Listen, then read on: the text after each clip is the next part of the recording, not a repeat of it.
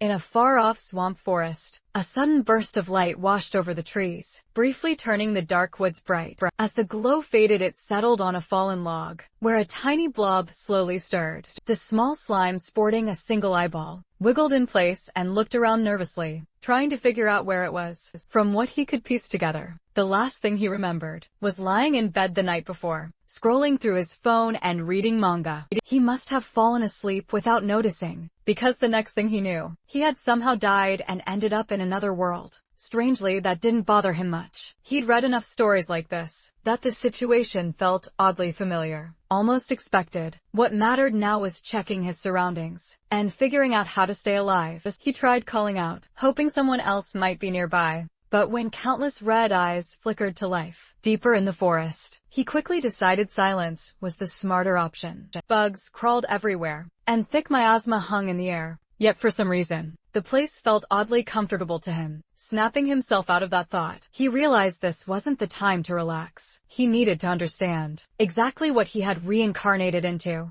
That's when a notification window appeared in front of him, announcing that he was a level 1 slime mold. The system even labeled him as a weak creature. The realization hit hard. Of all things, he had become a slime mold. To make matters worse, his health was actively dropping, and if he didn't eat something fast, he'd die again. He scanned the area, wondering what counted as food for something like him. Then he remembered seeing a decomposer trait listed in the system window. That rang a bell. Slime molds were decomposers, which meant they could eat wood. Figuring that was his best bet, he spread his body across the log beneath him. The moment he focused on the command, his body automatically wrapped around the wood and began breaking it down. The sensation surprised him. The taste wasn't bad, kind of like a soggy biscuit. 15 minutes later, a large chunk of the log was gone. He let out a satisfied burp as he leveled up, his HP snapping back to full. The system informed him that he gained 1 skill enhancement point. Checking his status window, when he recognized the decomposed skill, but another 1 pulsation caught his eye. Unsure what it did, he decided to put the point into it just to find out. As the skill leveled up, his body spread outward in thin web-like strands, each one pulsing like a blood vessel. He quickly understood that pulsation allowed the protoplasm inside him to flow back and forth, letting him move and shift position. The knowledge came to him instantly, magically transferred, even though he technically didn't have a brain anymore. And since eating more wood wouldn't give him additional experience, he decided to explore the ground. He was amazed by how freely he could reshape his body. Sliding down from the log, he spotted a mushroom nearby. Part of him remembered how humans usually ended up dead after eating random fungi, but his instincts as a slime mold told him this was food, good food. He found the shortest route and scooted toward it. Once he reached the mushroom, he spread himself over it, climbing upward with thin tendrils. Reaching the top, he happily announced to himself that it was time to eat. In his mind, he imagined himself dressed in a fancy suit, calling out to the innocent little mushroom, like they were meeting after a long online relationship. The mushroom questioned whether it really was him, and he reassured it, trying to appear charming. Then the mushroom turned around, revealing its true nature, practically inviting him to eat her. That's when it hit him, she was toxic. He'd been scammed. The system immediately warned him that he'd been poisoned, and his health started dropping fast. Panic set in, acting on instinct, he tore off part of his body and flung himself away from the mushroom. The decomposition failed, giving him no experience, and the lost body mass reduced his maximum HP. Still, the poison effect cleared, and that alone saved him. Shaken but alive, and he noticed that he'd managed to partially decompose the mushroom anyway. Frustrated that he couldn't finish it, he left while promising himself he'd come back once he was stronger. He climbed back up the log and settled into the hollow he'd made earlier, eating more wood. After another 15 minutes, his health fully recovered. Once restored, he headed out again, moving across the ground using pulsation. That's when an idea clicked. If he could decompose just a little of the mushroom each time, retreat to heal by eating wood, and repeat the process, he could eventually take it down completely. He named this plan Move Mountain, and returned to the mushroom. When he showed up again, the toxic mushroom complained that this was already the 8th time, asking if he seriously planned on never giving up. This time, instead of retreating, he suddenly restrained her, declaring she was under arrest. The mushroom was stunned as he finally managed to cover her entirely. The decomposition succeeded. He gained experience and unlocked poison resistance. Looking at the new skill, he realized why eating the mushroom had felt more tolerable. Toward the end still, he was annoyed that he hadn't leveled up. He thought the mushroom should have given way more experience. That irritation didn't last long. The damp environment was packed with mushrooms, and he eyed his next targets hungrily. He went on to consume many different kinds, leveling up as he gained more experience. Some were safe, like straw mushrooms, while others, like monk's cap, were extremely toxic, but granted stronger poison resistance. He happily broke them all down, turning everything into nutrients. Eventually he hit a point where mushrooms no longer gave him experience. Deciding not to waste them, he carried the extras back with him. The mushrooms clinging to his body worked as both food and protection. He remembered animal shows from his childhood, where crabs used sea anemones to scare off octopuses, using poisonous mushrooms the same way. He figured he could deter predators that wanted to eat him. He felt pretty proud of himself for solving his safety problems so cleverly. Just as he was enjoying that thought, a strong wind whipped through the area. Looking up, he noticed something alarming. A group of wasps flying past, carrying chunks of what looked like raw meat. Staring at the giant hornets, Slimy wondered if the poisonous mushrooms stuck to his body might be enough to scare them off. He silently hoped they wouldn't notice him at all. Before anything else could happen, a long tongue suddenly shot out from the shadows, snatching one of the hornets out of the air. A green frog appeared and swallowed the massive insect in a single gulp. Slimy froze in horror. One predator was bad enough, but now another had joined the scene. The remaining hornets immediately swarmed the frog, attacking in a frenzy from the sidelines. Slimy watched as they stabbed and bit at it. Individually, the hornets were clearly weaker than the frog, but their numbers made up for it. As the fight dragged on, Slimy couldn't help wondering whether they'd seriously injure each other. If they did, maybe he could sneak in and collect the leftovers. Logically speaking, decomposing monster corpses should give far more experience than wood or mushrooms ever could. Just as that thought crossed his mind, the frog suddenly opened its mouth wide, activating some kind of empowered tongue skill. It lashed out and caught all the remaining hornets at once, swallowing them whole. Slimy was stunned. Then everything got worse. A massive shadow loomed overhead. Before Slimy could react, a giant snake lunged down at the frog, its jaws wide open. Blood sprayed across the swamp as the frog was devoured. Only then did Slimy realize the horrifying truth. The snake was actually the tail of an enormous bird. Standing in the swamp, the creature straightened up, its giant eye locking onto Slimy, who had been staring in shock. Accepting his fate, Slimy hurriedly offered up his mushrooms, silently begging the bird to spare him. He had already given up on fighting back. After such a disastrous chain of events, the bird glanced at the mushrooms, then lifted its head and flapped its wings. A violent gust tore through the area, nearly blowing Slimy away and stripping 30 horsepower from him in an instant. Then the bird flew off. Night once again swallowed the swamp forest. Slimy, having tucked away what mushrooms he had left, sat trembling on the dead tree log. It finally sank in. He was at the absolute bottom of the food chain. Still, there was a strange bit of luck, in that the gap between him and those top predators was so large that he wasn't even worth eating. Checking his system window again, he bitterly noted that even leveling up 4 times in a single night hadn't changed the label calling him a weak creature. He wondered how a slime mold like him was supposed to survive, let alone rise above this. Exhausted, he hoped it was all just a dream, and that he'd wake up wrapped in his blanket. But morning came. Sunlight poured into the swamp forest. A green slime suddenly dripped down from a mushroom above, splashing onto Slimy like acid. The moment it touched him, his HP dropped sharply. He jolted in pain, as the system announced he had gained a new skill, called Burst. The skill allowed him to force the ectoplasm in his body to flow in a single direction, creating thrust. Confused and still hurting, Slimy fell to the ground and looked around, trying to understand what had just happened. That's when he noticed a snail slowly crawling toward his mushrooms. The snail activated a skill called Acid Liquor, melting the mushrooms into a sizzling puddle and slurping up the remains. Slimy shouted at the snail, finally getting its attention.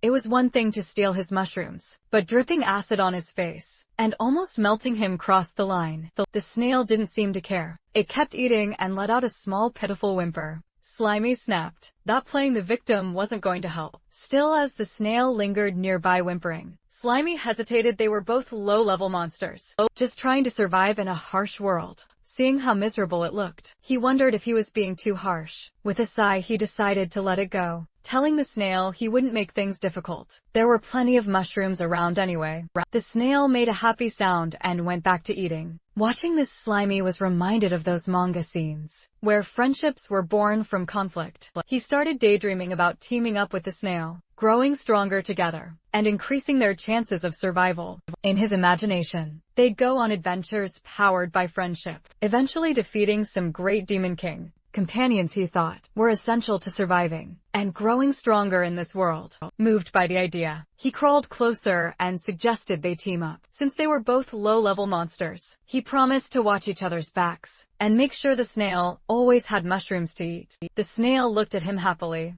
Then it suddenly lunged forward and bit off a chunk of Slimy's body. Pain shot through him as his HP dropped. It hurt a lot in that instant. Slimy realized how naive he'd been. Monsters in this world didn't care about feelings. Nature was simple: eat or be eaten. He'd been fooled by the snail's pitiful act. Even though they were both low-level, its strength was clearly higher than his. Deciding he needed to escape immediately, Slimy tried to pull away. The snail rose up and turned toward him, making it clear it had no intention of letting him go. Panicking, Slimy dumped his remaining skill points into pulsation. Pushing the skill to its limit, he surged forward. Both of them crawled across the dead tree, but after 3 exhausting minutes, they'd barely move. Worse, the snail was still right behind him. Slimy's panic grew when he realized its speed matched his own. The snail suddenly raised its head, its throat swelling with a violent motion. It spewed acid liquor all over Slimy. His HP plummeted as his body split cleanly down the middle. For a brief moment, he wondered if his consciousness automatically stayed in the larger half. There was no time to think. The snail loomed over him, mouth open and dripping acid, then dove straight into his body and began eating the half of Slimy that still held. His mind barely managed to escape. He swore to himself that he'd endure this humiliation, for a slime mold revenge could always come later. After finishing off the rest of Slimy's body, the snail turned back toward him. This time, Slimy had managed to grab hold of one of the mushrooms. As the snail charged again, Slimy activated Burst and jammed the toxic mushroom straight into its mouth. The snail immediately started thrashing and wailing as the poison took effect. Moments later, it collapsed beside Slimy dead. The system notified him that he had defeated the snail and gained enough points to level up. Relief washed over him. He realized now why the snail always dissolved mushrooms with acid before eating them. It didn't have poison resistance at all.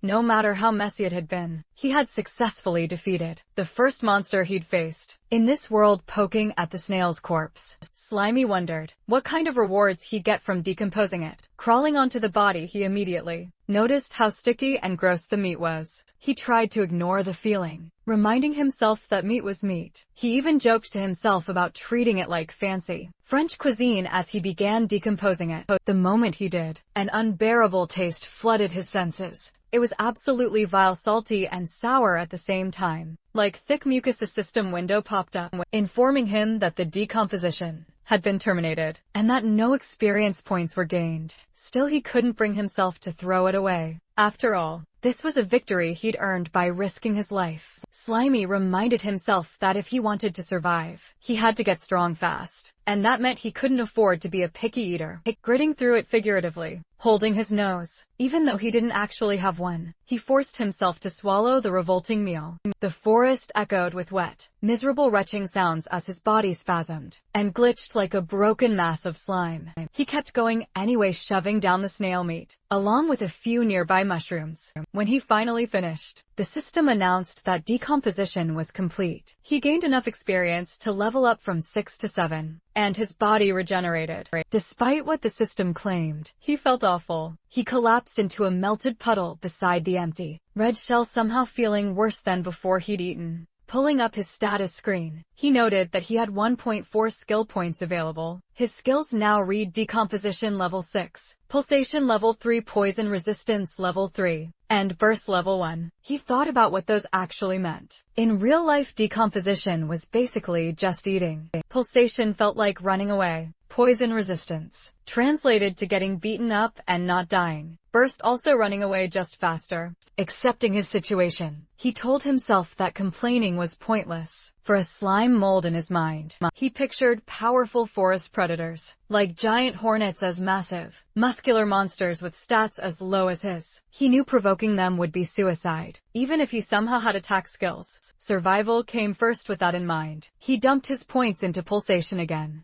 The skill climbed to level 4. Excited, he immediately tested it, pushing his slime body as hard as he could, and measuring how fast he moved across the log. His new top speed turned out to be 20 centimeters per second. At first, that sounded impressive, until he calculated. It was only about 0.78 kilometers per hour. The realization crushed him. Even after all that effort, he was still painfully slow. A week later, Slimy lounged inside a hollow log. Holding a red mushroom, the log had kept him safe. But he completely exhausted the nearby food supply, and only gained 2 levels in all that time. It was clear he needed a new base. Before leaving, he decided to do one last big scavenging run, to fill both his stomach and his inventory. Activating search, he flattened his body into a vein-like network, spreading out in multiple directions at once. The range expanded along with his HP, and his yellow slime stretched across the forest floor, like a living map. The system notified him that 3 white mushrooms had been stored inside his body. Pushing farther, he collected 6 small grass mushrooms. With his refined body control, he could either store items or decompose them instantly, which made gathering far more efficient. He demonstrated this by consuming a cluster of blue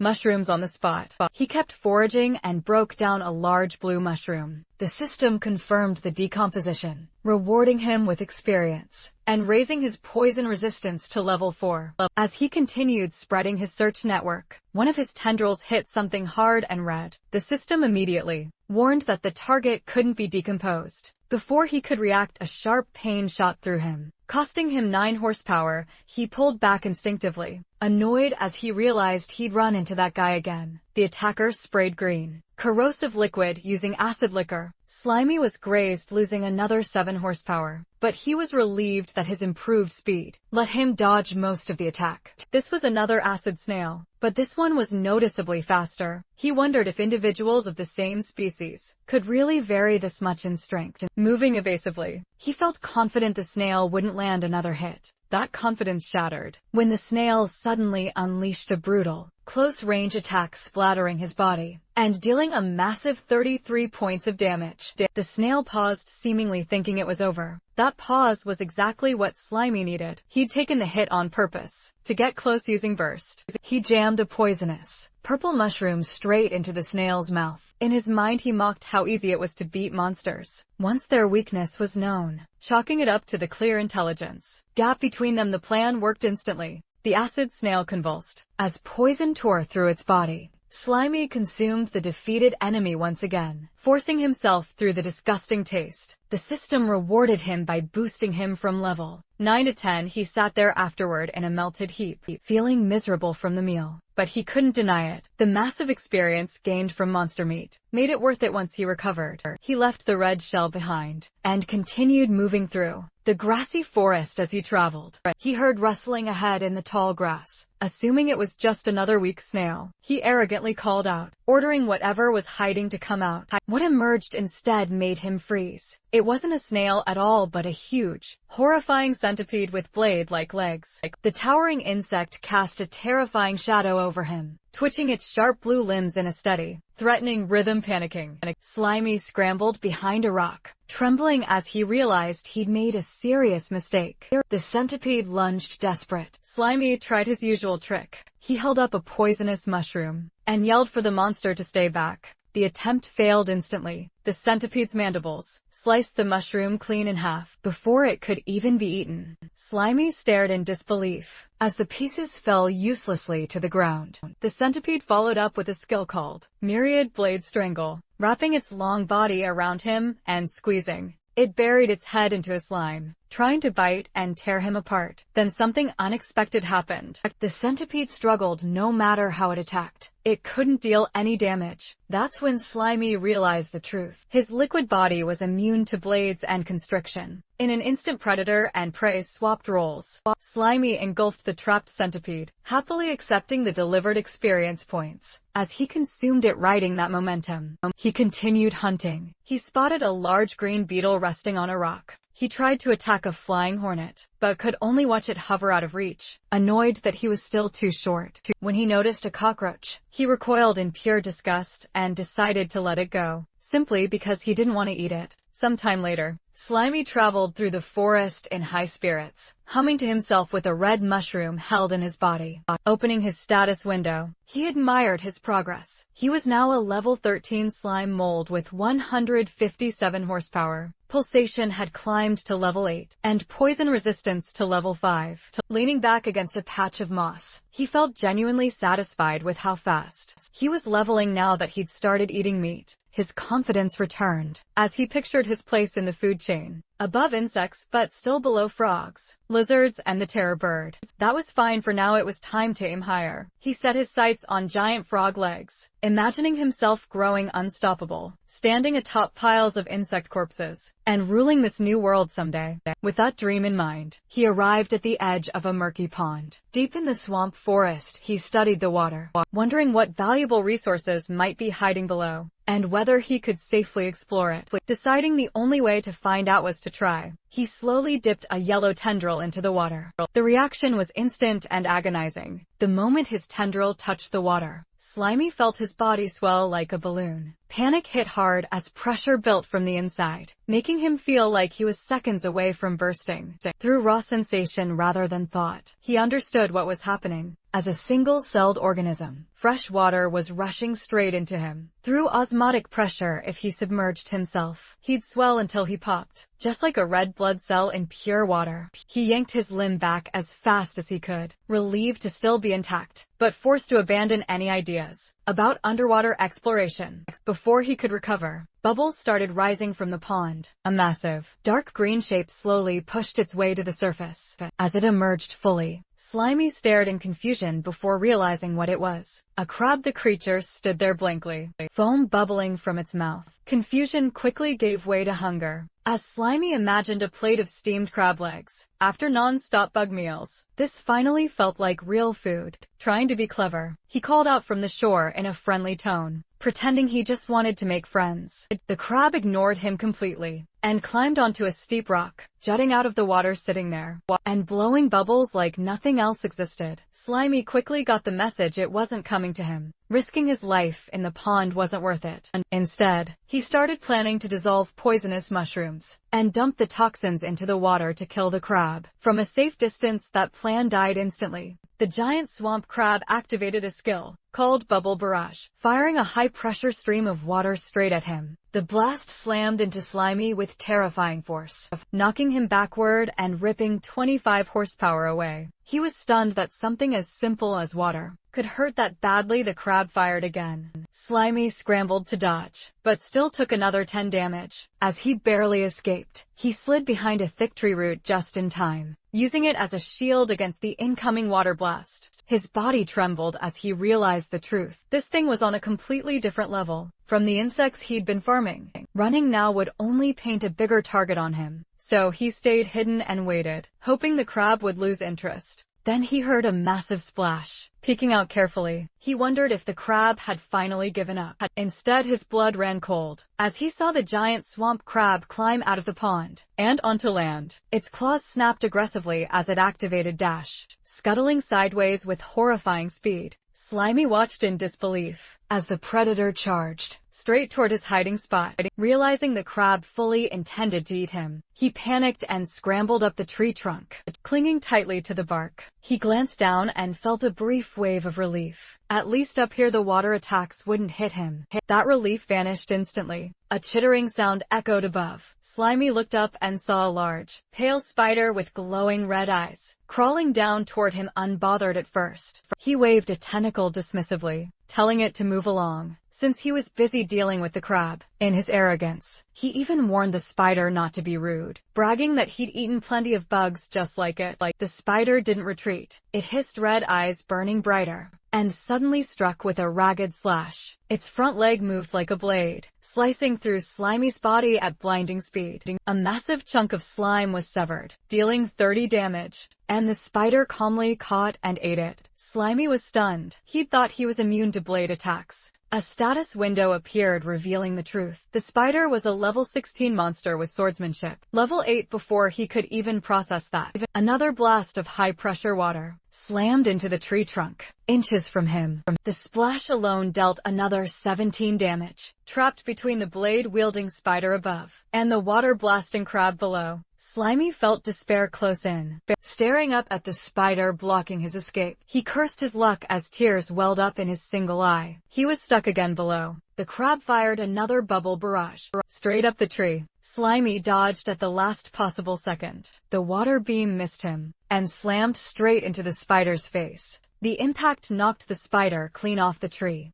The spider hit the ground in a fury, and immediately retaliated, firing a stream of white webbing at the crab. The sticky silk wrapped around the giant swamp crab, slowing its movement, taking advantage of the opening. The spider leapt forward and slashed at the crab's shell. The crab responded with crustacean carapace, hardening its shell to block the strike, then countered with crustacean clamp, snapping its claws viciously. The spider twisted away using arachnid silk control, binding the crab's claws even tighter with sticky web. High above, Slimy watched the chaos unfold. Inside, he celebrated. His enemies were tearing each other apart, just like he'd hoped. The battle raged on. The crab bubbled angrily, struggling to free its bound claws. The spider seized the moment and delivered a precise slash to the crab's eye stalk, triggering a burst of light and pain. It hissed, ready to finish the job, but the crab wasn't done with a violent swing. It forced the spider to leap back. Still, the crab's massive claw remained, trapped in thick webbing, capitalizing on that weakness. The spider moved at blinding speed, wrapping the crustacean completely in silk. Soon the giant swamp crab was helpless. Cocooned like prey, the spider climbed onto its shell, ready to feast from the tree.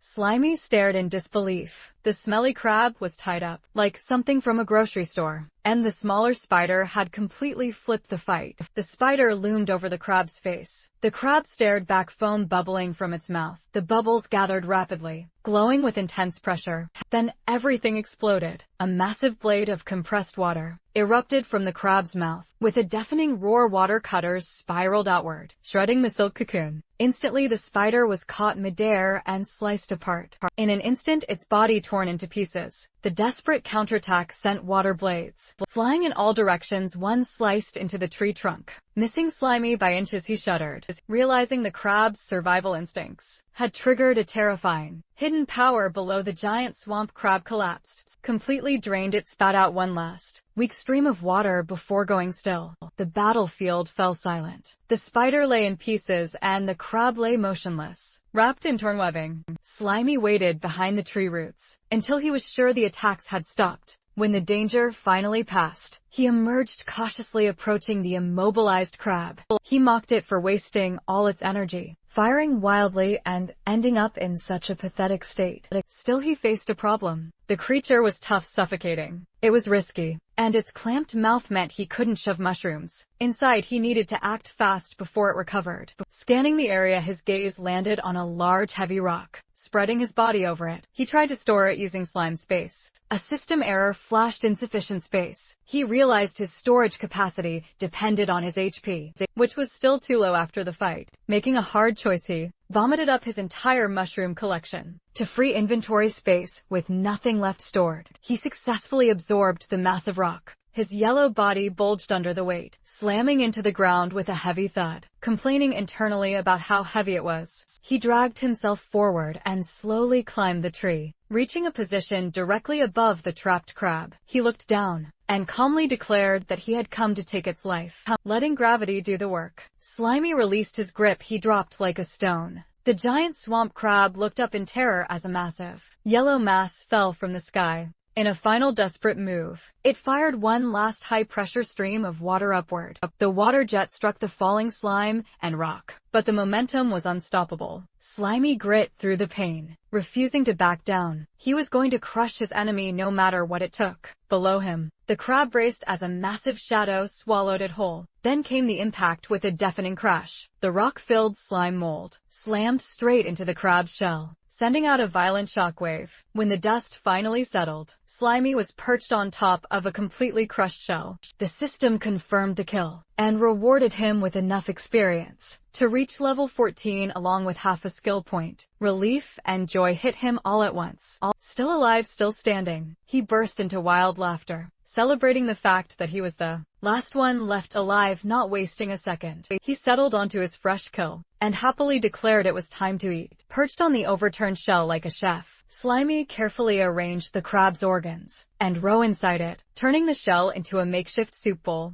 He ignored the spider remains entirely. Using a piece of crab leg as a utensil, he dipped the white meat into the rich yellow roe and took his first bite. The flavor overwhelmed him. After days of moldy with snails and insects, the taste of fresh seafood exploded across his senses. His tears streamed down his slimy face as he realized something important. Good food really did heal the soul. In that moment, he renewed his determination to survive in this brutal world, if only to keep finding meals like this. He ate everything, leaving nothing behind. Completely stuffed, he sprawled across a log. Satisfied and content, a status window popped up, showing he was now level 14 with 168 horsepower. His body felt refreshed, energized, and whole again. With his hunger gone, Slimy decided to put that energy toward an experiment. He positioned himself in front of a rock and focused inward, concentrating on his internal structure. Tensing his entire body, he squeezed with everything he had. His single eye bulged from the strain as he tried to force something out, screaming internally from the effort.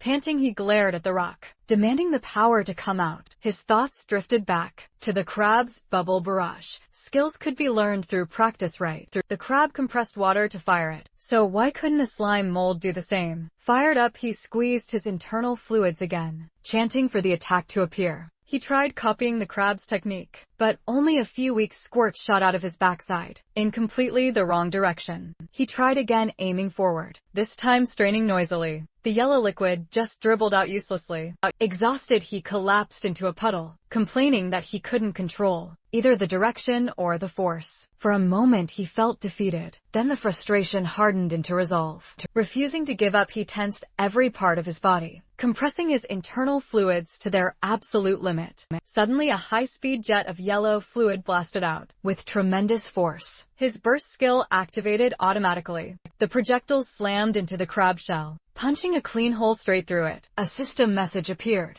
announcing that burst had evolved into a new skill. Cytoplasm jet. The system explained that the skill launched his own cytoplasm as a projectile using his body mass as ammunition. Slimy laughed out loud. The fact that skills could evolve through sheer practice thrilled him. Then a worrying thought hit him. His other skills had cooldowns. What if this one did too? To test it, he fired again, then again. A rapid barrage of yellow shots tore into the shell. The system confirmed there was no cooldown. As he continued firing, the skill leveled up to level 2. That excitement faded quickly when he looked at himself. His body had shriveled into a thin, pitiful stick. A warning flashed. His health was critical. Each shot was consuming his own biomass as ammo. That meant his body was his only combat resource. Slightly disappointed that he couldn't become some kind of mage, he went back to eating the crab to restore his lost mass while eating. An idea sparked. If eating restored him, what about the parts of himself that had been cut off? Earlier, he searched the area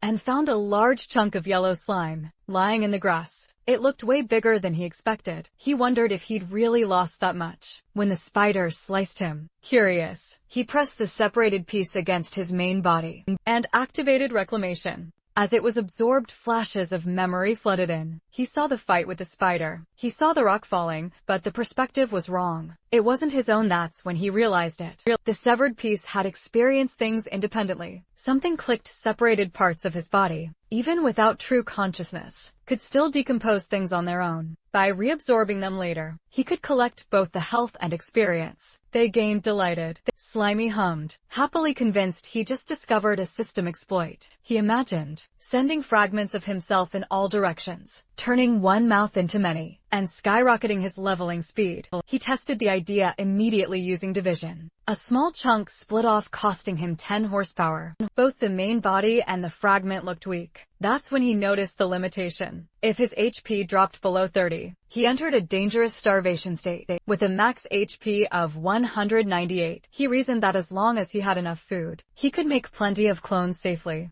Straining again, he tore off a much larger chunk, taking 30 damage. The separated yellow blob wiggled and moved on its own. It worked in his mind. He imagined himself wearing a ninja headband. The ability felt just like the shadow clone technique from manga. Pumped with excitement, he raised an imaginary fist and declared it was time to get to work. He ordered one clone to decompose a dead log and send others toward a nearby mushroom pile. His status screen showed a level 14 slime mold with 198 horsepower and skills including decomposition, pulsation, poison resistance, and cytoplasm jet. The plan felt solid. Let the clones farm resources while he stayed safe, eating leftover spider meat and keeping his main body at full health. Mastering his body more and more, he imagined himself with a cool, armored humanoid shape. Confidence surged as he visualized attacks passing harmlessly through him. A normal thrust useless. A powerful slash, his body would just reconnect. Physical attacks couldn't threaten him. Still, his expression grew serious. There was one thing he hadn't tested yet. Magic. He wondered if magic could kill him. Where physical attacks failed, maybe he hadn't seen magic yet, because this world was closer to a savage animal kingdom than a fantasy one. Then, deciding to experiment further, he set a trap near the murky water. Using small pieces of his yellow body as bait, a giant swamp crab burst from the pond and grabbed one piece. He'd already laid a trail of slime chunks. Leading inland, more crabs followed the trail, happily feeding. Unaware they were walking into a kill zone high above, Slimy clung to a tree branch, watching as the crabs gathered below. When they finally looked up, it was too late. A massive shadow fell over them. As he shoved the branch loose, the branch crashed down with devastating force, instantly crushing the crabs. System notifications flooded in, killing 6 crabs at once, pushed him from level 14 to 15. He dropped down, finished off any survivors with a rock, and started eating after decomposing the meat. His health fully recovered. He glanced at the clean shells, satisfied with how efficient his farming method had become. Feeling stronger than ever, he decided to practice combat, setting up a crab shell against a rock. He imagined himself as a cool gunslinger, preparing a move he proudly named Plasmodial Barrage. In reality, he unleashed a storm of yellow slime bullets, hammering the target with speed and force. Smoke rose from the shell as the system announced that cytoplasm jet had leveled up from 5 to 6. The intense training, however, began to take its toll. The slime mold was left shriveled and cracked, his body dried out and his health hanging by a thread. After using his own mass as ammunition to pull himself out of the autophagy state, he sluggishly ate a mushroom, feeling his form slowly plump back up. Looking back on the last 2 days, he noted that the non-stop training had paid off. Both the power and accuracy of his attacks were noticeably better. He ran through the numbers in his head and realized he could only fire about 30 cytoplasm jet shots before his health dropped into dangerous territory. That limit bothered him. He started wondering how to make each shot deadlier without burning through more of his own body. As he picked up a poisonous mushroom and then a nearby rock, an idea clicked. If he could add ingredients to his ammo, the shots wouldn't have to rely on raw force alone. Wrapping a poisonous mushroom inside a slime projectile should let him inflict poison damage from a distance. Encasing a rock, on the other hand, would massively boost physical impact. Without hesitation, he tested it. The rock-infused shot slammed into its target, with a sharp crack proving the concept. Instantly pleased with himself, he smugly decided he was a genius for inventing such a flexible attack. His celebration was cut short by a soft cooing sound. He noticed a strange glow coming from a hollow in a nearby tree, and wondered if it was just a bird or maybe fireflies. Curiosity won out. He climbed the trunk and peeked straight into the glowing hole. What he saw nearly stopped his core. A spectral glowing blue owl stared back at him. Its magical aura was unmistakable. Panic exploded through him as his worst fear became reality. This was a monster that used magic. Terrified of being hit by a spell, he dropped from the tree and fled as fast as he could. The owl didn't chase him. It simply remained perched silently watching him run. What he didn't know was that this wasn't a wild monster at all, but a magical skill called symbiotic scrying. Far away, a human woman held her hand up like a telescope. Her right eye glowed with the same blue light as the owl's, sharing its vision. She rode atop a massive armored boar, alongside 2 other adventurers. When a bearded man asked if she'd found anything, she lowered her hand and casually replied that it was nothing important, just a strange little monster. The group continued through the forest. A pink-haired scout commented that it felt odd, not encountering any high-level monsters. The bearded warrior told Little Steel to stay sharp and lead, worried that their magical link to the guildmaster had gone quiet. Meanwhile, the slime mold was in full panic mode. Convinced the owl had marked him, he fled blindly, knowing better than to mess with magic users. He reached a river and hesitated, unsure how to cross. Then he remembered physics. Momentum mattered. He launched himself into the air and mid-flight activated plasmodial barrage. Instead of attacking, he fired backward using the shots as propulsion. The plan worked, but it cost him 80 horsepower. He rocketed over the river, crashing hard on the other side. Exhausted but alive, believing he'd escaped, he nodded on dead wood to recover. Even as his health stabilized, he admitted to himself that while he was strong for his level, a true high-tier enemy would kill him instantly. Then the air changed. A terrifying pressure slammed down on him, wrapped in a dark fiery red aura. He froze, sensing something far worse than the snake-tailed terror bird, assuming the magic owl had found him. He slowly turned only to realize the source of fear wasn't the owl at all. Lying on the forest floor was a colossal severed claw, white-scaled with a black nail so massive it crushed trees beneath it. His single eye struggled to process what he was seeing. A giant finger. Fear twisted instantly into greedy excitement. To him, this was a legendary golden finger, the kind of cheat-like power-up whispered about in stories.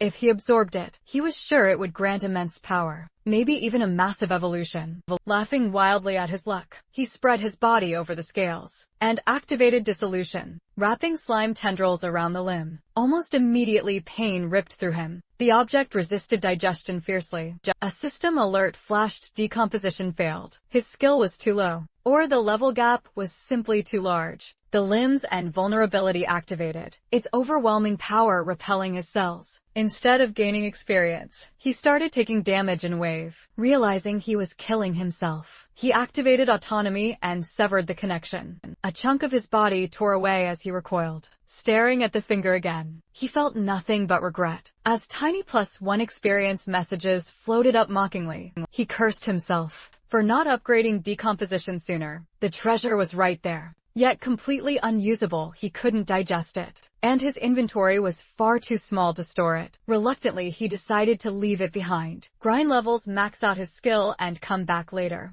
That plan shattered instantly. The ground began to rumble violently. The severed finger suddenly glowed, erupting with energy, before blasting straight out of the earth. It tore through soil, rock, and trees, shooting into the sky. Shock waves and debris exploded outward. He spotted a blast racing toward him, and barely survived, as it carved a massive crater nearby. Trembling, he crawled beneath a tree root, shaken to his core. The world suddenly felt terrifyingly vast. The farther he traveled, the smaller he felt. His arrogance drained away, Replaced by caution, he chose to return to basics, hiding decomposing dead wood and growing stronger, safely deep underground. The severed finger finally came to rest. In the darkness it sat still, then erupted with a terrifying red and black aura, revealing it was far more than a dead limb. Checking his mental map, the slime mold confirmed. The golden finger was far northeast, and the magic all far southwest. He was safely between them.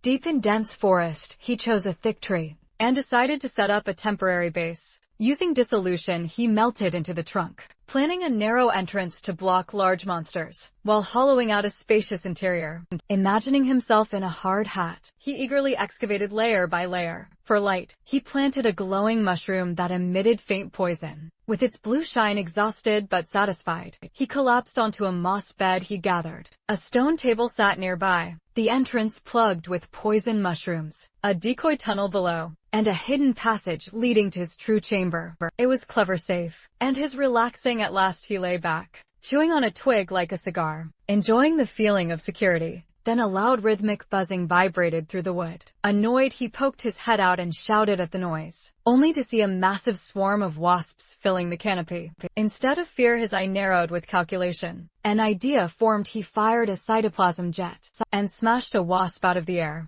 Then he openly sat at his entrance, taunting the swarm enraged. They dove at him, stingers thrusting. He retreated instantly into the narrow tunnel, causing the wasps to miss or get stuck inside. He sighed in relief, as the system notified him of effortless experience gains. His sticky body worked like flypaper, letting 2 wasps escape on purpose. He followed them back to a massive nest, high in the trees from a branch. He studied it, already planning its destruction. When he revealed himself, sentries released pheromones, and the sky filled with buzzing. Thousands poured out, confident that stings were useless. He welcomed the experience, until the wasps formed a tight, vibrating ball around him. Heat searched the system. Warning screamed as his cells began dying. Horrified, he realized they were cooking him alive. Panicking, he unleashed plasmodial barrage, shredding the formation. Then new enemies appeared, armored wasp guards, with beeswax shields that blocked his shots. Worse still, he spotted a white-furred insect wielding a staff. A glowing magic circle formed overhead. A wasp mage. The hierarchy was clear, and his greatest fear, magic, stood right in front of him. As guards charged, he fired non-stop, anchoring himself to the bridge, and decomposing wood to regenerate health. Mid-battle, when guards crashed into him, he mocked them, as his body trapped, and dissolved them alive. With storage full, he improvised, turning a wasp spear into a reinforced projectile. The enhanced shot shattered a shield, and skewered its target. Seeing its defenses broken, the wasp mage ordered a retreat. The swarm fled. He remained on the branch, watching them go, scoffing as he decided they'd run, because they finally understood how dangerous he was. A thick golden substance started pooling together, twisting and swirling until it formed a smooth, glowing orb. A slimy creature freezes nearby, staring at it like it's the only thing in the world. One thought loops in its mind: that has to be bee honey, and I need to taste it. But the honey isn't unprotected. A large regal bee mage drifts into view, staff in hand. With a smooth flick of its wand, it gathers mana and forms a small orb of fire. Basic stuff, a beginner spell called Spark Ember. The fireball launches and slams straight into the slimy. Detonating on impact, the slimy jolts back. The hit is brutal and completely unexpected. The bee mage doesn't slow down, hovering in place. It fires off 2 more embers in rapid succession. The flames weave cleanly through the trees, and smash into the slimy again. Panic sets in. Fire magic is the slimy's worst matchup, and the honey coating its body only makes things worse. Even with its slow regeneration kicking in, it knows the truth: this fight is impossible. It turns to flee, but it's too late. Another fireball slams home, cutting off any chance of escape. Desperate, the slimy fires back, launching a chunk of its own body. In a move called Plasmodial Barrage, the attack is fast and sloppy, but it never reaches its target. 2 smaller bee soldiers flash into existence beside the mage, and together they cast twin beeswax barrier. A glowing hex-shaped shield snaps into place. The slimy's attack splatters uselessly against the barrier. It stares, stunned. Offensive magic. Defensive buffs, of course they have, both completely unfair. That's when more fire rains down from above. The bee mage shifts tactics and casts Swarm Summon. From the hive a wave of small glowing bees pours out. They don't hesitate. Each one dives straight at the slimy and explodes. The forest shakes as blast after blast rocks the area, hammering the creature without mercy, barely holding itself together. The slimy ends up stranded on a high tree branch, its body quivers barely clinging on. From a distance, the bee mage watches in silence for the final move. The mage floats closer and presses its wand against the branch. With a clean sawing motion, it cuts through the wood. The branch cracks and snaps. The slimy falls straight down, toward the same pool of golden honey it wanted so badly. As it plummets, the bee mage gathers power, standing over the honey, as energy swells into a massive fireball, far bigger than anything before. The entire swarm goes quiet watching. With one final motion, the mage releases the spell. The colossal fireball roars downward, aimed at the helpless slimy and the honey below, ready to erase everything in a single, overwhelming explosion. The colossal fireball slams into the ground, detonating in a massive blast that swallows the honey pool and the falling slimy decoy. Smoke, fire, and debris roar into the air as the bee mage and its soldiers watch in tense silence. For a moment it looks like the fight is finally over. Then something moves. A lone bee soldier buzzes uneasily, sensing something off. The others turn, just in time to see a small chunk of slimy push up from the forest floor. In a flash, it launches forward and slaps onto the bee mage. While the main bee forces focused on the decoy outside, the nest itself had been left nearly undefended. From the very beginning, Slimy had been stretching its body underground, slowly forming a hidden tunnel, straight into the heart of the hive. The creature, shoved onto the branch and dropped into the explosion, wasn't the real one at all, just a split-off decoy, made at huge cost to Slimy's health. While the bees poured everything they had into destroying it, the real Slimy slipped away through its secret passage. Now, deep inside the hive, Slimy slides through tight honeycomb corridors. It sends out thin tendrils, feeling its way through the maze. It passes a chamber overflowing with honey, but doesn't stop. This can wait. What it's after is far more important. Its tendrils suddenly break into a vast chamber. They're exposed and massive. Is the bee queen before the royal guards can react? Slimy warned them not to move, saying their queen's life was in his hands as he threatened her with a rock. The queen screamed as he tightened around her, her pain echoing through the hive. The mage didn't hesitate and ordered the warriors to attack. Watching them rush him, Slimy felt a flash of disappointment. There was clearly no room for negotiation. In response, he crushed the queen's body and tore her head apart. The mage wasp froze in horror as the hive began collapsing, and almost instantly Slimy hadn't expected it. But the queen bee functioned like a core machine. Once she was destroyed, the entire swarm naturally broke down and disintegrated. He'd briefly considered talking things out, but it became clear that even creatures with social structures were still driven by instinct. At a low level, the system chimed in, informing him that he had met the requirements to level up. It also warned him that decomposing B-rank parts would no longer give experience after 24 hours, and that any HP exceeding his maximum would be cleared. Within an hour, he had reached level 21. This decomposition had greatly increased his poison resistance, and he'd unexpectedly unlocked a new skill called Central Command. However, when he tried to put a skill point into it, the system told him he didn't have enough subordinates to use it. He'd originally planned to max out his decomposition skill for future scavenging, but learned the hard way that racial skills couldn't be upgraded with points with no other option. He put his points into pulsation instead. Luckily, this hall had been rich in resources.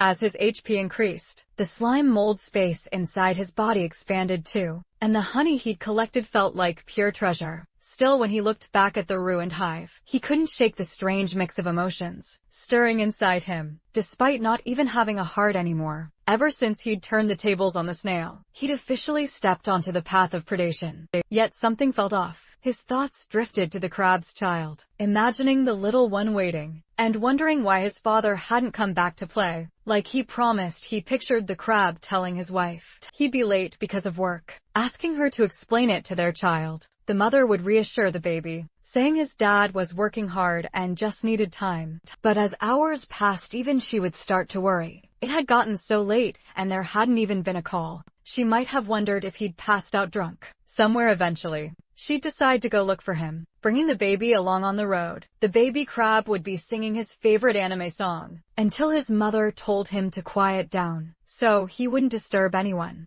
Then they'd spot a man stumbling toward them. The baby would recognize him instantly and call out, confused about why his dad was walking the wrong way. His mother would sigh and say he was obviously drunk, telling her son to go help him. The baby would run over happily, only for everything to fall apart when the crab suddenly turned around, revealing that he'd been turned into a zombie. A slime monster had taken over his body, eating him from the inside. The imagined scream echoed in Slimy's mind, making him think he'd become the villain of the story. But then he snapped out of it. He realized he was overthinking things, probably because his mental foundation was still human. That lingering guilt came from who he used to be. Now he was a slime mold in another world. He didn't have the luxury of choice. If he didn't hunt, he'd be hunted. The weak were food for the strong. That was just how nature worked. To survive in this ice sky, hunting and decomposition were his only real options. Material foundation determined the superstructure, so survival came first with that decided. He turned his focus to reclaiming the split body he'd released earlier that morning. Curious about what surprises it might bring, he rushed toward the location. As he got close, he slowed down, confused by the sight of a campfire. He crept forward and hid behind some bushes, wondering if humans were nearby. Sure enough, a hunter party was sprawled around the fire. One of the men casually asked Nia if she wasn't worried about getting poked while leaning against the pig. Slimy was surprised it really was humans. Nia replied that the steelback's bristles were soft when it was relaxed, thanking it for its hard work and saying they'd be counting on it again tomorrow. Carter explained that they'd originally been searching for their guildmaster, but somehow ended up lost themselves. As captain, he blamed himself and apologized to the team. Cole pointed out that magic communication had been cut off. There were no signs of high-level magical beasts, and even the forest itself felt like a maze, with so many strange things happening at once. No one could have predicted this. He told Carter not to beat himself up, even though they hadn't found the guildmaster. There was no need to panic. After all, he ranked among the top 3 strongest leaders of the 8 great guilds. Once they found their way back, they could just report everything to the church.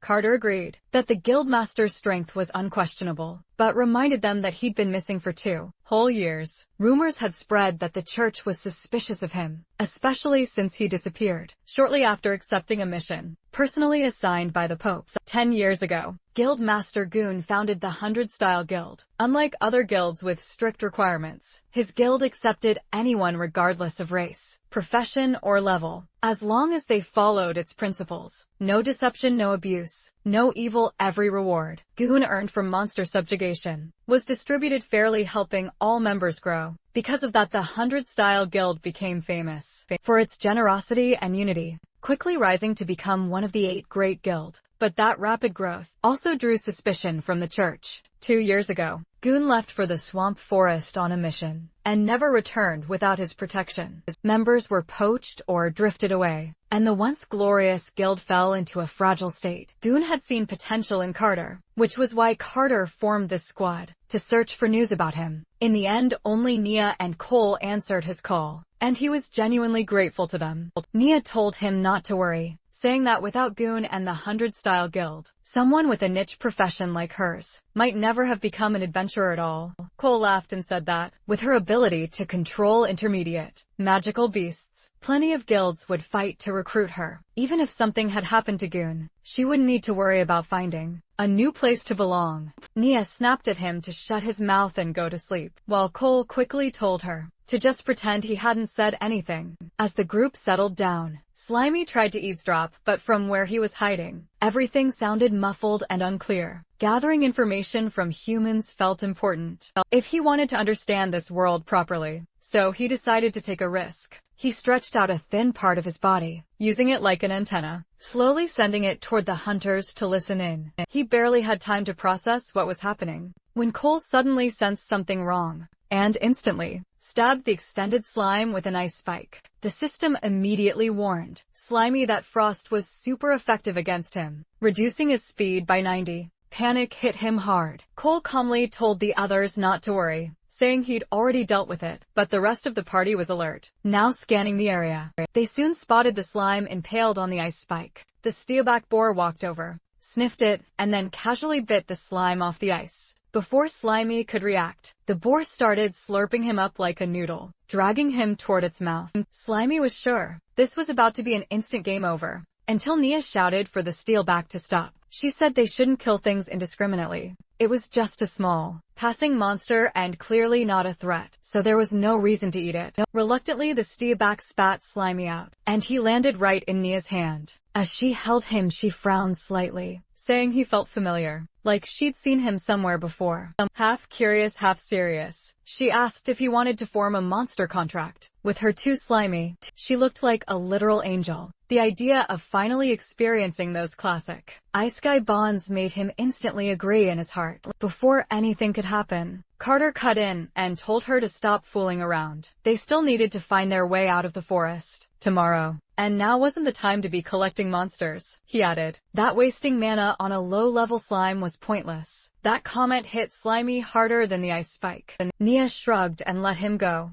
As Slimy landed on the ground, he realized something important. They couldn't hear him speak at all. That realization sparked an idea. Slowly, he stretched his body again, shaping himself carefully in front of them. The hunters stared as Slimy formed the word hello, using his slime body, fully expecting them to be shocked by his intelligence. Instead, they looked mildly disgusted, and assumed he was excreting waste. That's when it hit him they didn't speak Chinese. The realization deflated him instantly. Any attempt at communication would probably just get him labeled as a weird monster and killed on the spot, deciding it was safer to give up. Slimy retreated. At least now he knew humans existed in this world. Unfortunately, there was also a very real language barrier standing between them under the moonlight. The slime mold bounced across the water, quickly putting distance between himself and the humans he just run into. Once he landed safely on the grass, he pulled back. The magical threat he'd been holding on to,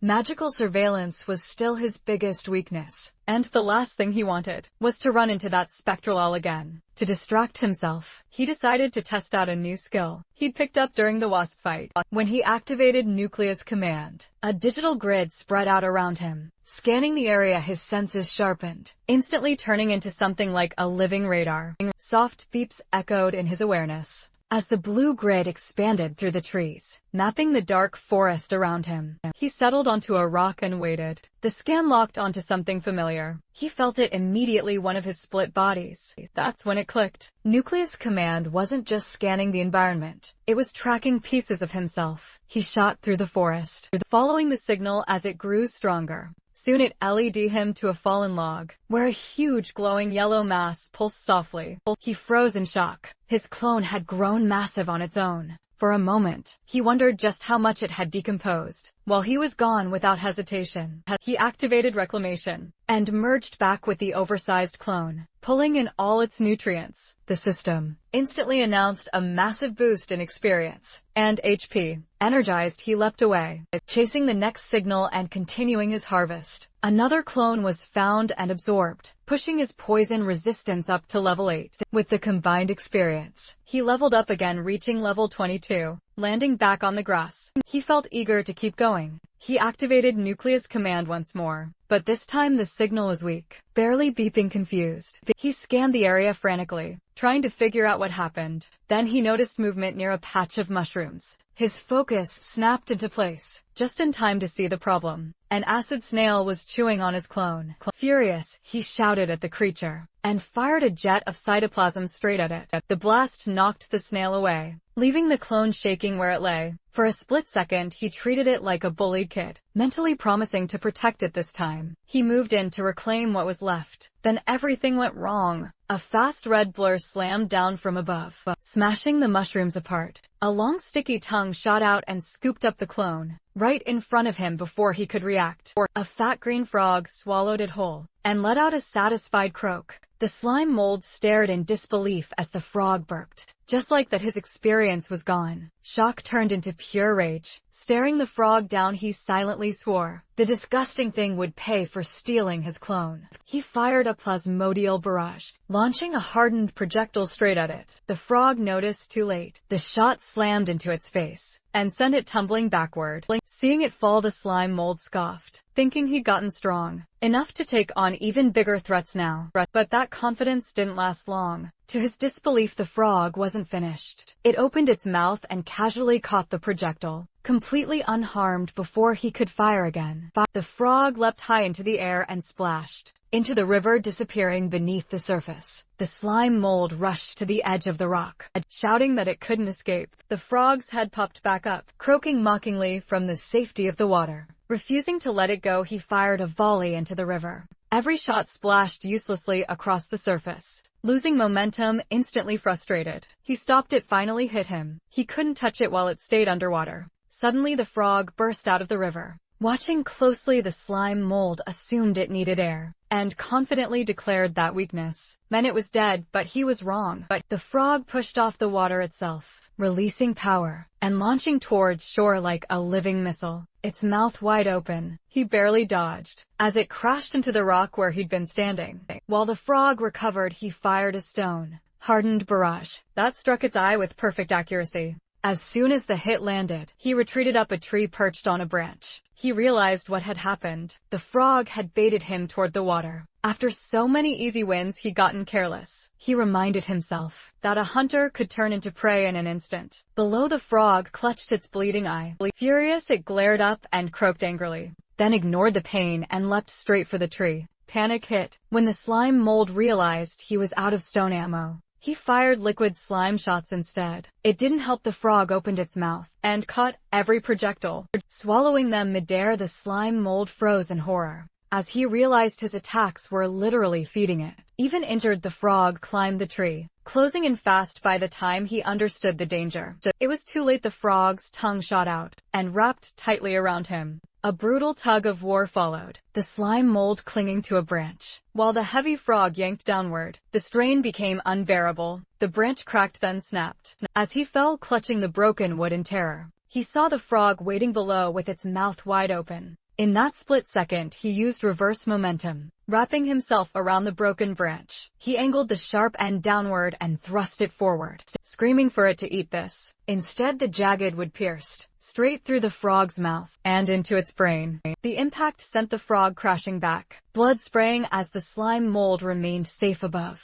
The lifeless body fell into the river, with a heavy splash ending the fight. Clinging to the tree trunk, he finally relaxed, relieved it was over. Below, the frog's corpse sank into the dark water, blood spreading before disappearing into the depths. Looking down, he felt a twinge of regret. It was a waste. He couldn't decompose it down there. Then the water started bubbling. Two glowing, menacing eyes opened in the depths, staring straight up at him. A beam of light exploded from the water, slicing through the air beside him. The blast struck the tree trunk and cut through it effortlessly. The next moment, the tree and the screaming slime mold were launched into the night sky. From the water below, the enemy revealed its new form, a pale glowing entity with burning red eyes. Activating Sanctified Fall, the slime mold was completely thrown off by the enemy's sudden transformation. He shouted in disbelief, wondering how a frog that was clearly dead could come back with this kind of power. The sanctified frog dragged itself free from the shattered tree. Its glowing red eyes locked onto him with pure hatred as it prepared to finish the job. Without warning, swollen growths on the frog's eyes burst open, firing high-pressure streams of blood like laser beams. The slime mold barely dodged in time. The corrosive blood sliced into the tree where he'd just been, and in that instant, he knew he was outmatched. He shot a strand of slime upward, snagged a higher branch, and swung away, leaping rapidly from tree to create distance. As he fled, his mind raced. A smart mold knew when to retreat. Still, it didn't make sense. This was supposed to be a low-level monster. Why did it have a third form when others barely lasted a second? Something about it felt wrong, and that only reinforced his decision to run. The sanctified frog refused to let him go. It roared and gave chase, moving with an unnatural speed. Using its tongue like a grappling hook, it swung through the air, matching the slime mold's movements almost perfectly, and closing the gap fast. The frog unleashed Sanguine Lash. A whip of solidified blood tore through the air and sliced clean through one of the slime mold's tendrils, dealing 199 damage. He lost his grip and fell as a system alert screamed that a foreign substance had invaded his body. He realized the frog's blood was so toxic that even his level 8 poison resistance couldn't block it. The frog didn't stop diving down. It activated Tongue Lash. Its long blood-red tongue shot out like a harpoon, wrapping tightly around the slime mold, and yanking him downward. Even then, he scoffed, noticing the damage was only 1 point. He figured physical attacks meant nothing to a liquid body like his. That confidence vanished the moment he hit the river. Fresh water, his worst possible weakness. A red warning flashed as his cell osmotic pressure spiked dangerously, telling him to escape immediately or die. Before he could react, the sanctified frog lunged forward. Jaws wide, its mouth snapped shut, swallowing him whole. The frog floated on the water looking satisfied, but then its mouth bulged and twitched. Inside, the slime mold was still alive, struggling desperately. The frog clamped its jaws tighter, forcing him down its throat. In the stomach, he was submerged in digestive acid. Watching in horror as his HP drained at 33 damage per second, panic overwhelmed him. He tried to eject his core, but exhaustion dragged him down. His split skill wouldn't activate. Above the surface, the sanctified frog croaked triumphantly, splashing as if celebrating its victory. Inside, being dissolved alive, the slime mold made a desperate decision. Instead of resisting the water, he leaned into it. He intentionally triggered his osmotic weakness. By absorbing water, his body began to expand rapidly inside the frog's throat. The frog immediately sensed something was wrong. It grabbed at its neck as it bulged unnaturally. The slime mold kept expanding, forcing himself into the frog's mouth and throat, determined to choke the monster to death by sheer size. To survive the damage while growing, the slime mold burned through every drop of hornet honey he had, restoring 400 horsepower per use just to keep expanding.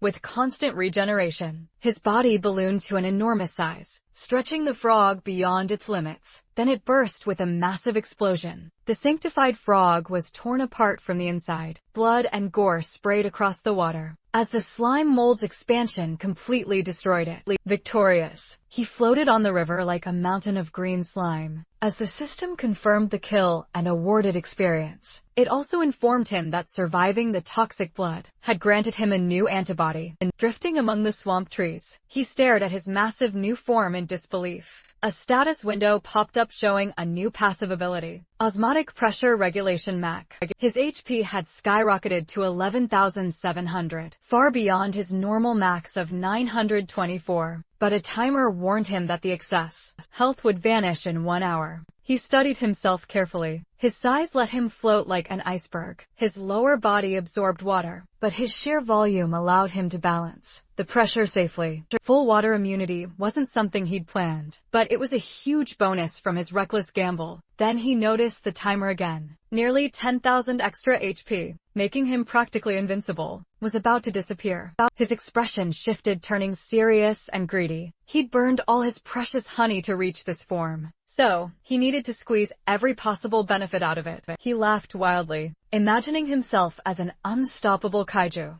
That's when an idea hit him. Something like that rolling sticky ball game. He decided to roll through the forest and collect everything in his path. In his massive form, he barreled through the flooded forest. Like a natural disaster, vegetation vanished beneath him, as system notifications popped up non-stop, confirming decomposition and awarding experience. He plowed through trees and brush efficiently, farming resources before the time limit ran out. Underwater fish swam peacefully among the roots, until he crashed and the fish scattered instantly. He tried hunting them, but it was pointless. Even immune to pressure, the water slowed him too much, and the agile fish weren't worth the effort. Annoyed, he hauled his massive body back onto dry land. Nearby, a cluster of mushrooms sat at the base of a tree. He flowed over them, absorbing them instantly, and leaving a hollow trail behind. Moving deeper inland, he spotted 2 small otter-like creatures, standing proudly with a freshly caught fish. The enormous slime mold loomed over them, loudly greeting them and casting a massive shadow.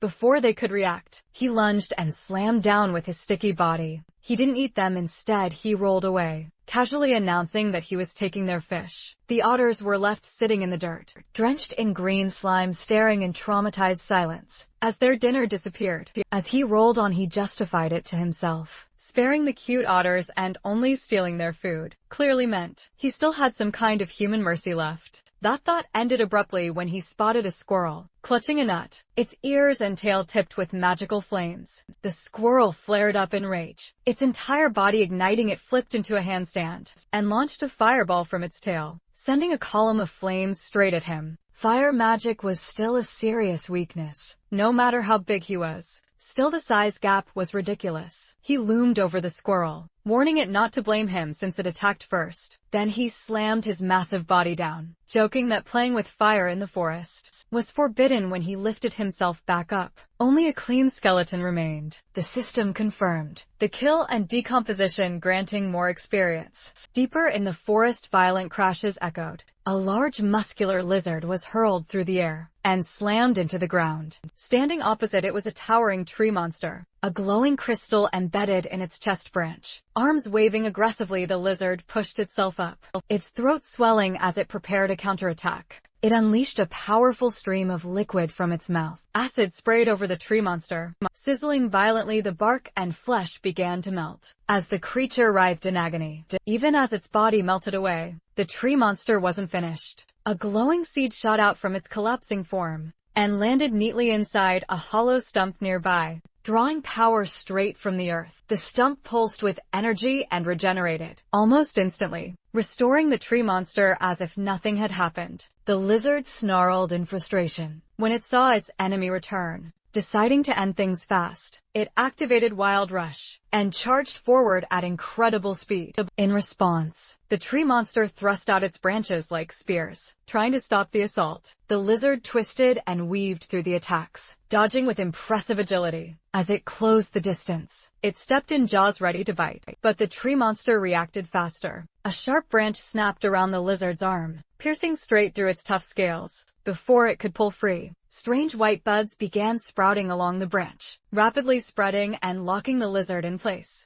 One of the buds bloomed into a grotesque flower, right in front of its face. The lizard stared at it, its eye reflecting the petals. Then the infection hit. Red tumors erupted instantly from the lizard's pupil. In the next moment, its eye exploded in a spray of blood. Blinded, it screamed in agony. The tree monster followed up immediately, slamming its heavy branch into the lizard's body. The impact sent the beast flying, crashing hard into the rocky ground. Despite being battered and blinded, the lizard refused to stay down. It staggered back to its feet and activated thermal vision to compensate for its lost sight. Heat signatures flooded its perception. The tree monster's branches now appeared as glowing streaks. With a powerful leap, it launched itself high into the air, tucking its body in. It spun rapidly, turning itself into a living drill. Activating Sharp Tail, it used the momentum to deliver a devastating downward strike. The attack tore straight through the tree monster, smashing it apart into splintered wood and green pulp. As the monster's core shattered, the lizard roared in victory, blood and saliva dripping from its jaws. But the wind came at a cost. The parasitic flower continued blooming from its ruined eye socket,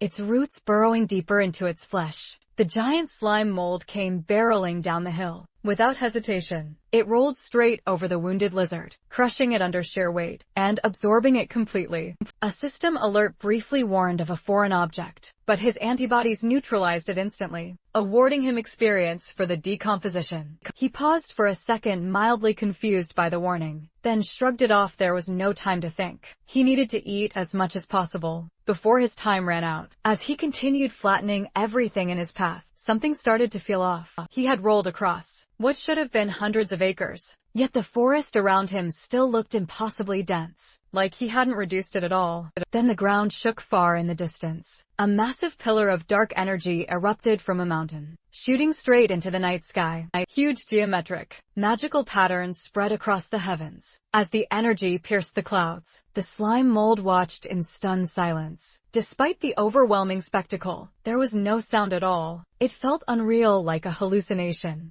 Before he could make sense of it, his time limit hit 0. The system cleared his excess HP. His enormous body dissolved into smoke, shrinking instantly in seconds. He was back to his original small, spiky form resting on the grass. He checked his status, level 49. He'd gained the Weak Creature Lord achievement, and his HP had jumped to nearly 3,000. Then another notification popped up and ruined the mood. Nutritional overload was complete. The next requirement was 5 times higher, and he wouldn't gain any experience for the next hour. Lying in the crater his giant body had left behind, he muttered cynically, wondering if his fancy new title just meant he was king of kindergarten monsters. His body churned unpleasantly. Overeating had left him nauseous. Opening his inventory, he found it packed with junk. Rocks, wood, bones, all kinds of useless trash. Knowing he had to clear it out, his body convulsed as he vomited a massive pile of items onto the forest floor. When it was over, he lay there deflated beside the debris. He felt lighter but also bored. With XP locked, there wasn't much to do.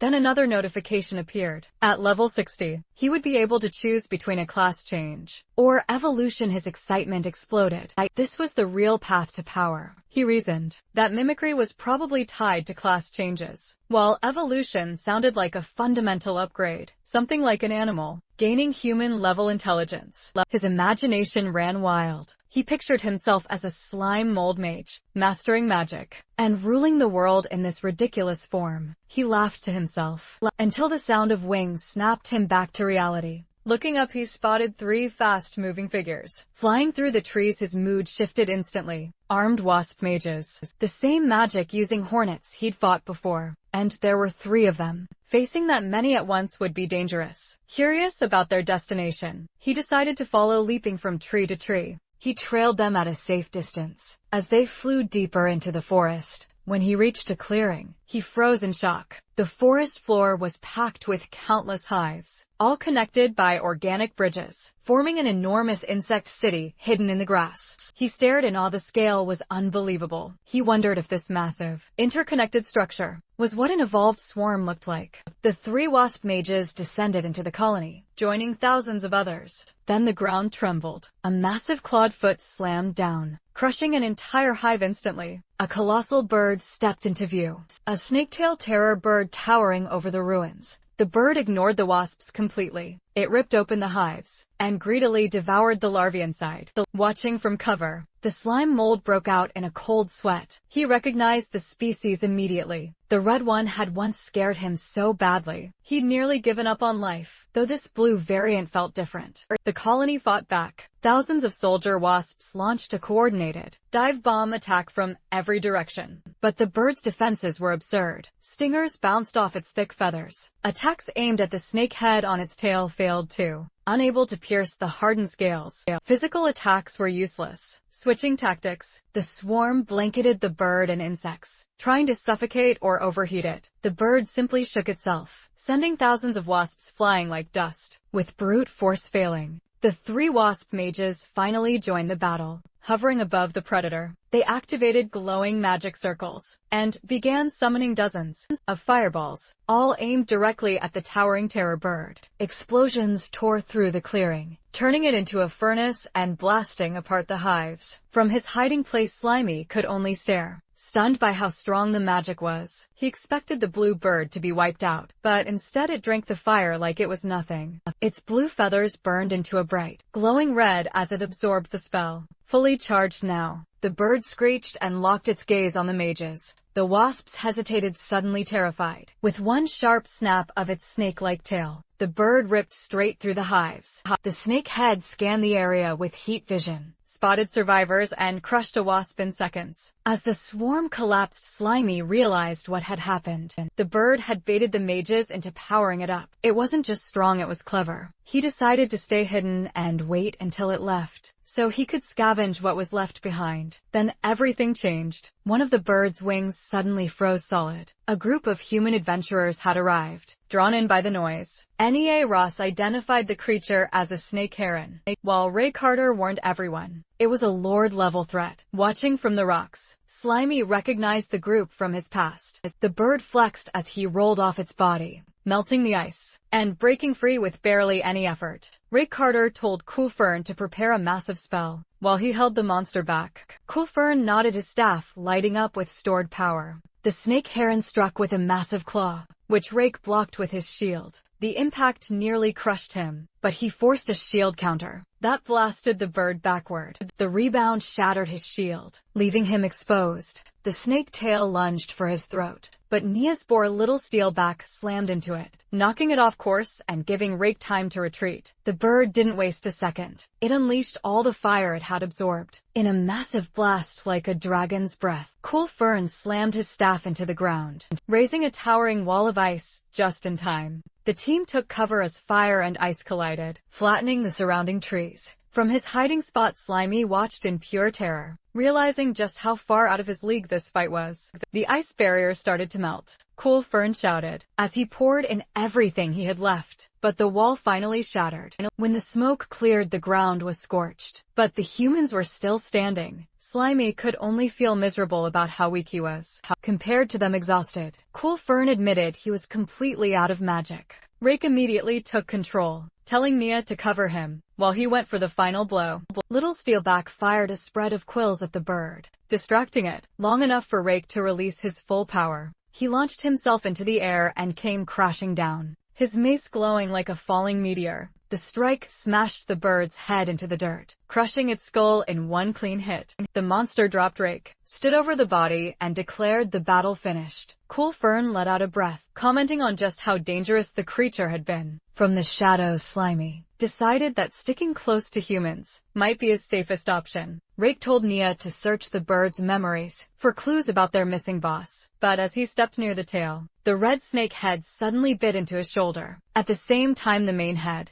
everyone thought it was destroyed, snapped its eyes open for one last move. Cool Fern reacted instantly, driving an ice spike through the snake head and killing it. Shouting a warning about petrifying venom, Nia rushed forward with a potion, but it was already too late. Rake's throat had turned to stone, making it impossible for him to swallow. His body collapsed as his skin hardened into gray rock. Nia broke down beside the statue that had been her leader, realizing the snake heron was draining Rake's life to heal itself. Cool Fern grabbed her and forced her to run. As they escaped, the snake heron slowly rose again. Its wound sealing shut, it watched them flee, then let out a sound that made it clear who truly ruled the battlefield. Cole gulped down a stamina potion while running, admitting, between breaths, that he misjudged things badly. He said the snake bird wasn't just lord level. It was already on par with a higher monster lord. Still, he believed there was hope. If they could make it out of the forest within a week and get the church to send a royal priest, Carter might still be saved.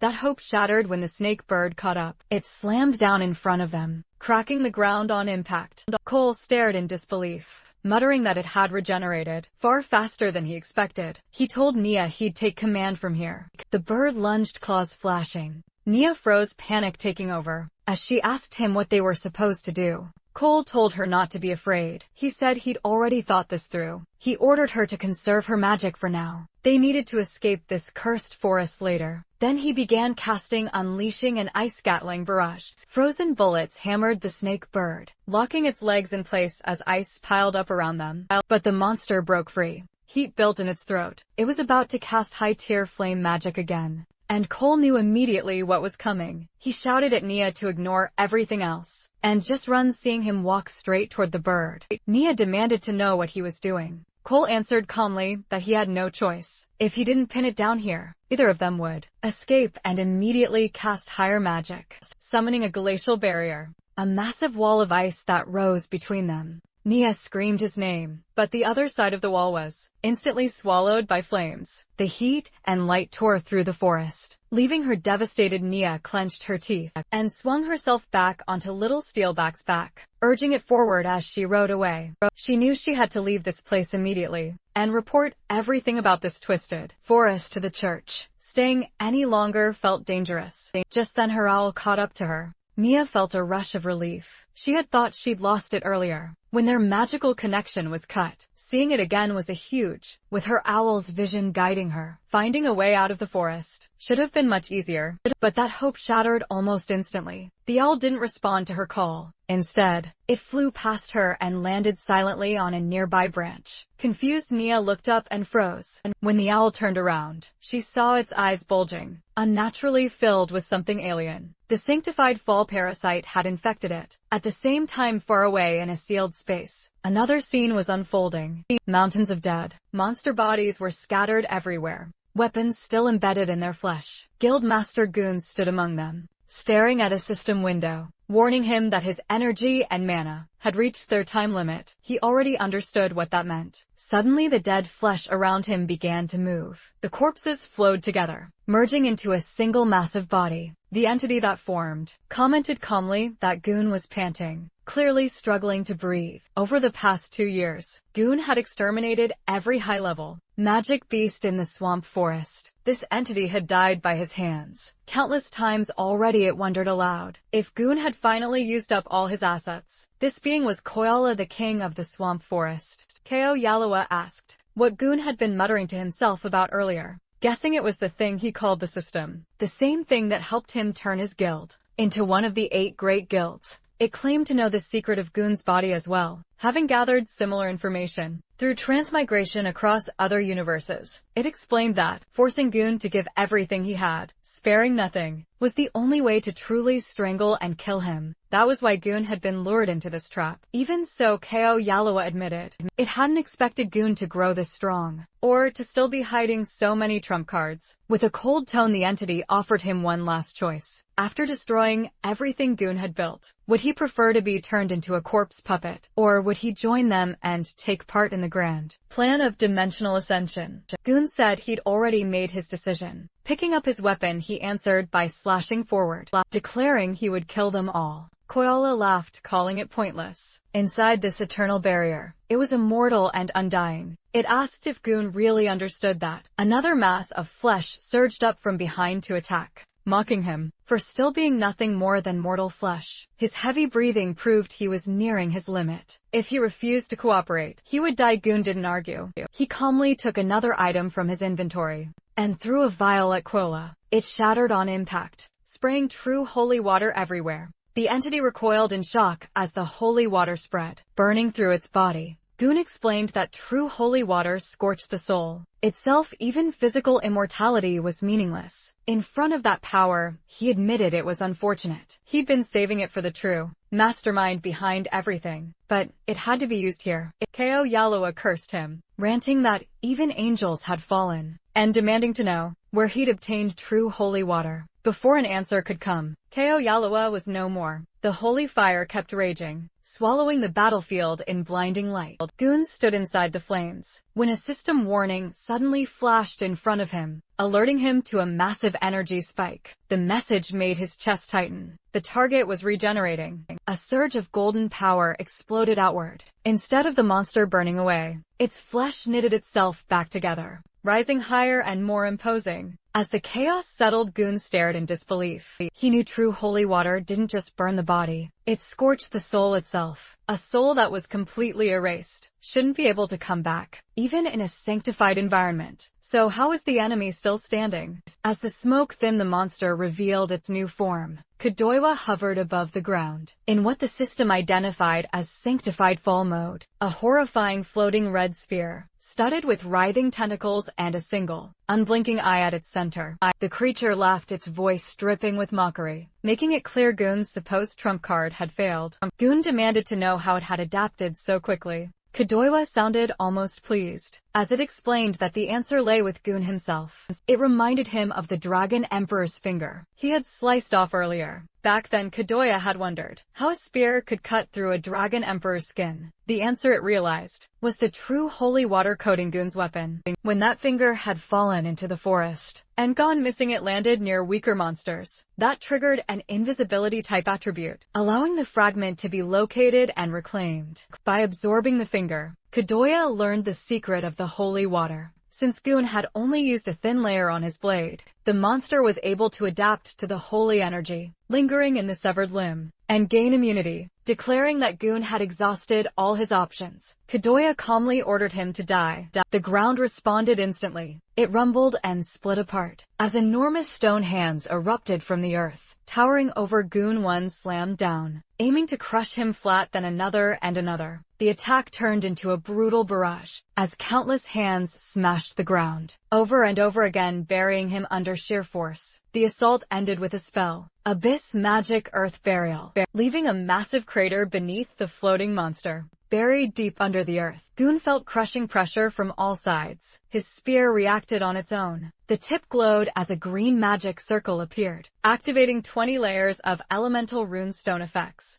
Earth attribute absorption kicked in, neutralizing the weight and magic pressing down on him. The moment the pressure vanished, Goon exploded out of the rubble, launching himself skyward with his weapon blazing. He charged straight at the floating red sphere, activating his spear art, the technique meant to pierce all things. Kadoya was sneered, pointing out that Goon's equipment had limit. Asked how long he thought he could keep struggling before unleashing necrotic shriek. The air screamed as thousands of red energy beams poured down. Like a storm, Goon met the attack head-on, his blue aura colliding violently with the flood of necrotic magic. System warnings stacked rapidly in his vision. His weapon's durability was nearly depleted. His magic resistance had dropped below 20. His body was exhausted, blood dripped from his mouth. But Goon ignored every warning. He pushed himself further, preparing a high-tier martial art, the 1-inch punch spiral force. The system urgently warned that using it in his condition would cause irreversible damage. Goon dismissed the risk to him. The cost no longer mattered. He poured every last bit of energy into the spiral. Attack. The strain was too much for his gear. The spear's tip shattered mid-strike. Even so, the spiraling force surged forward on its own, slamming into Kadoya's center. Red and black energy collided in a massive explosion that shook the battlefield. Without the spear to anchor him, Goon lost momentum and crashed hard into the rocky ground. Blood splattered across the stone as he knelt there clutching his arm. His body shook uncontrollably. The backlash had completely ruined his left arm. When the smoke cleared, Kadoya was reformed without a scratch. It mocked him, openly asking why he kept choosing pain instead of simply dying. It guessed Goon was still desperately searching for a way out. Even now, Goon stayed silent. His head lowered. Regret weighed heavily on him. Saving his skills had been a fatal mistake. He realized too late that he should have used all the true holy water at the very beginning and ended the fight instantly.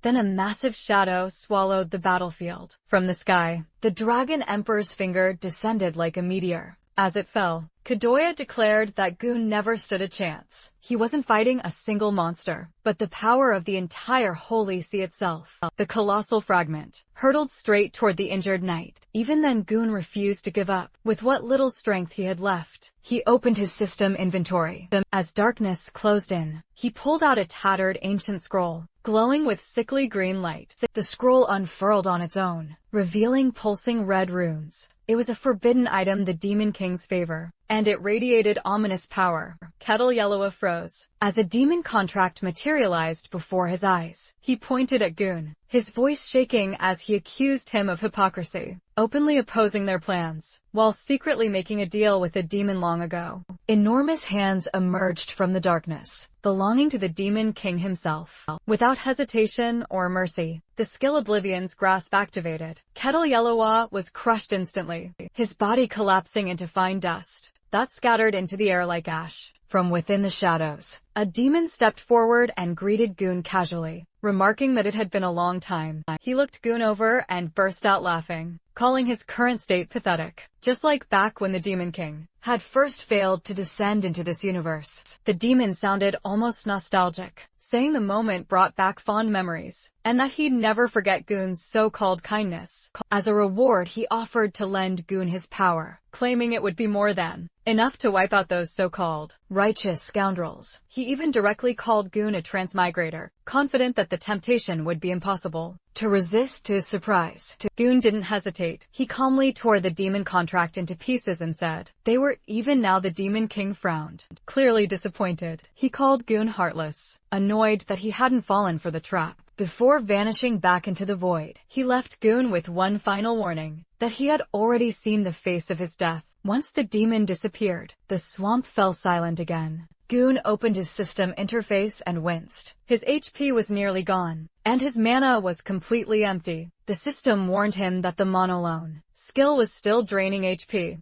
to repay its debt, and urged him to replenish immediately. He didn't have the strength to respond. Goon sank down onto the ground exhausted. He wondered if the summoning of the Hope Coordinate had worked, and asked the system to establish a connection. The answer came back quickly. Connection failed at the same time. A yellow system message appeared from Slimy. Decomposition had failed, because the target wasn't organic matter. Slimy stared at Carter's body, now fully turned to stone. He shrugged it off, hopped down from the statue, and picked up Carter's mace. Since Carter clearly didn't need it anymore, Slimy figured it was fair game. Getting no response, he took the silence as permission, and happily bounced away with his new equipment. As he moved through the forest, Slimy thought that, if he helped the humans when they were in trouble, maybe they'd let him tag along back to their towns. But then he ran straight into a massive ice wall, one Cole had created earlier. Slimy immediately recognized it as magic. A mage had made this, no doubt about it, which meant the group had to be close. He wondered if they'd already taken down the snake bird. Maybe there was loot left behind. Still, he wasn't stupid. His own survival came first.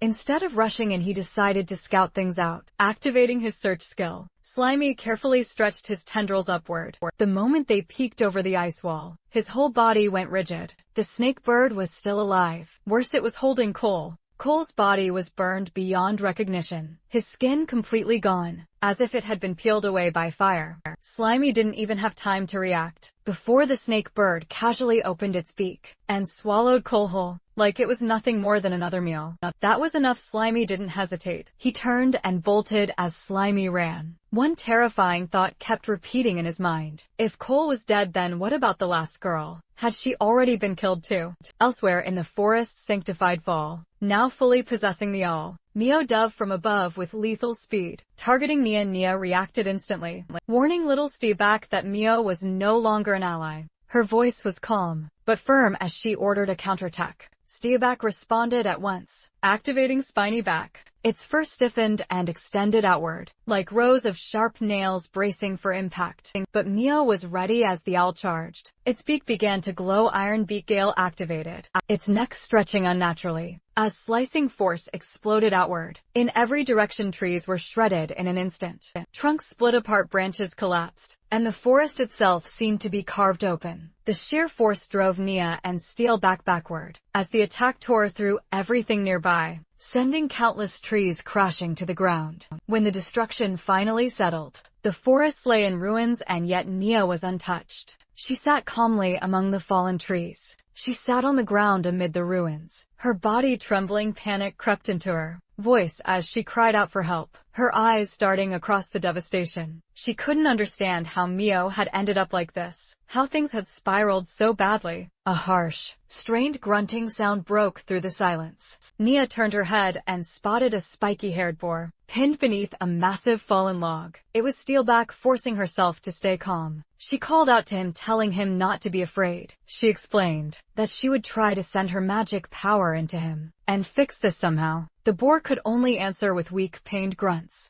Above them, perched on a tree branch, Mio watched three ghostly heads shaking, glowing faintly as its wings remained half spread. Without warning, the owl creature launched itself forward, wings fully spread as it attacked. Nia barely had time to react. She shrank back against the ground, raising her arms over her face, bracing herself for the impact she was sure was coming. At that exact moment, a skill activated mind control. The owl froze mid-motion, its body stiffened, its expression twisting, as its eyes flared with an unnatural glow. Suddenly, the world around Nia dissolved. She found herself floating in a dark, dreamlike space. Almost immediately, she understood where she was. This was Mio's mental world, just as the pet contract allowed. A faint sensation tugged at her awareness. She turned and noticed a distant light ahead. As she focused on it, the shape sharpened. A radiant angel-like figure hovered in the distance, shining brilliantly, with the owl creature lingering nearby. When Nia finally faced the figure directly, its overwhelming glow flooded her vision, leaving her unable to look away. Nia stood in the strange glowing mental world, staring up at the radiant figure hovering above her. She quickly realized who it was, and wondered why Lord Angel was inside Mio's mind. At all, Lord Angel looked down at her calmly,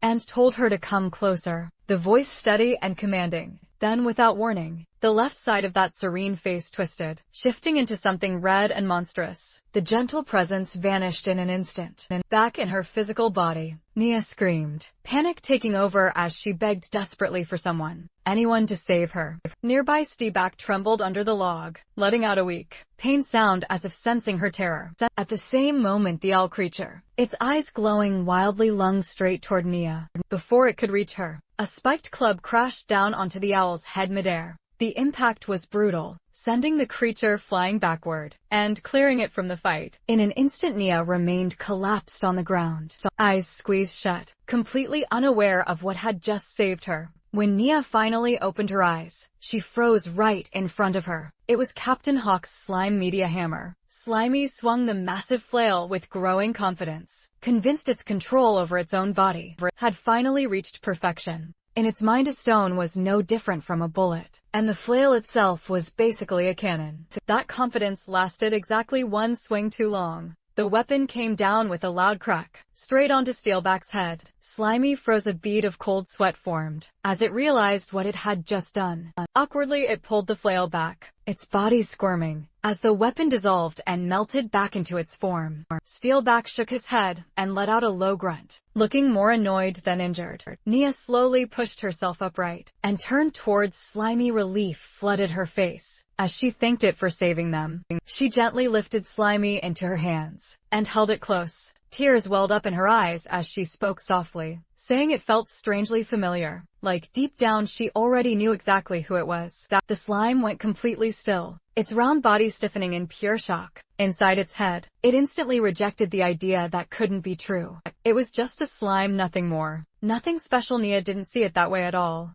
Tears poured down her face as she hugged the slime tightly and pressed it to her cheek. Between sobs she insisted she knew the truth. To her, this wasn't just a slime. It was Captain Hawk reborn, and returned at the exact moment she needed saving. Behind her, Steelback stood frozen, staring at the scene in disbelief. The boar let out a quiet, breathy huff, clearly struggling to wrap his head around what he was witnessing. From the nearby shadows, a pair of bird-like legs slowly emerged. A moment later, the wounded owl creature dragged itself out from behind a fallen log. Even in its battered state, it let out a sharp, furious screech. Nia stiffened, still clutching the slime, and quickly looked back at Steebak. She asked if he could still fight. After receiving her magic, he answered immediately, making it clear he was ready. The slime didn't hesitate. Its body softened and spread thin tendrils, flowing across the ground. As it activated its search skill, the owl creature dove down, pecking wildly at the slime's tendrils and tearing into the sensory net. But before it could do real damage, the slime suddenly reformed behind it. A solid club slammed straight into the owl's rear.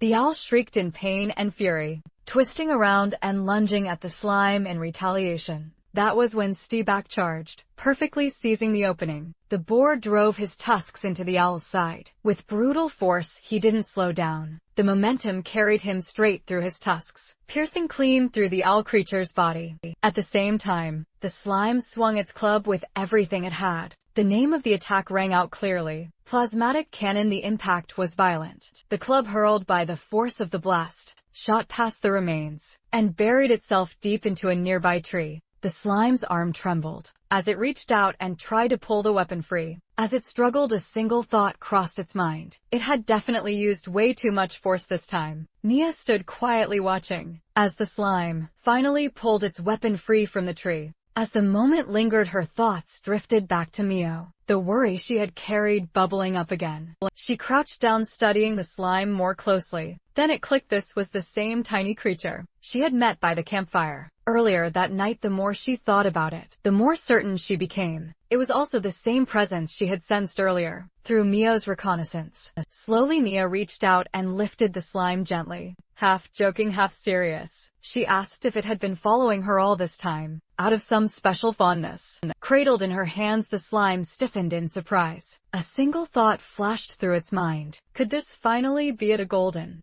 magic circle appeared on the ground beneath them, glowing softly, the words "pet" packed shimmering within it. Nia looked directly at the slime and asked if it was willing to form a pact with her. Her expression was calm, sincere, and filled with promise. She swore she would take good care of it. Before the slime could answer, a bright yellow system window abruptly appeared. Flashing a warning, it stated clearly that, if the host entered a servant pact with a human, access to the system would be lost forever. He would have to choose one, either the system or a master, and there would be no second chance. He started weighing it out. The system was useful, powerful even. It helped him grow, survive, and made everything more convenient. Still, it felt dull, compared to the kind of heroine you'd see in an old-school, hot-blooded shonen story. When he really thought about it, the decision felt almost too easy. Numbers, pop-up windows, and emotionless prompts couldn't compare to a real person standing right in front of him. His thoughts ran ahead on their own. He pictured himself and Nia training together, under clear skies, running along bright beaches with waves crashing nearby.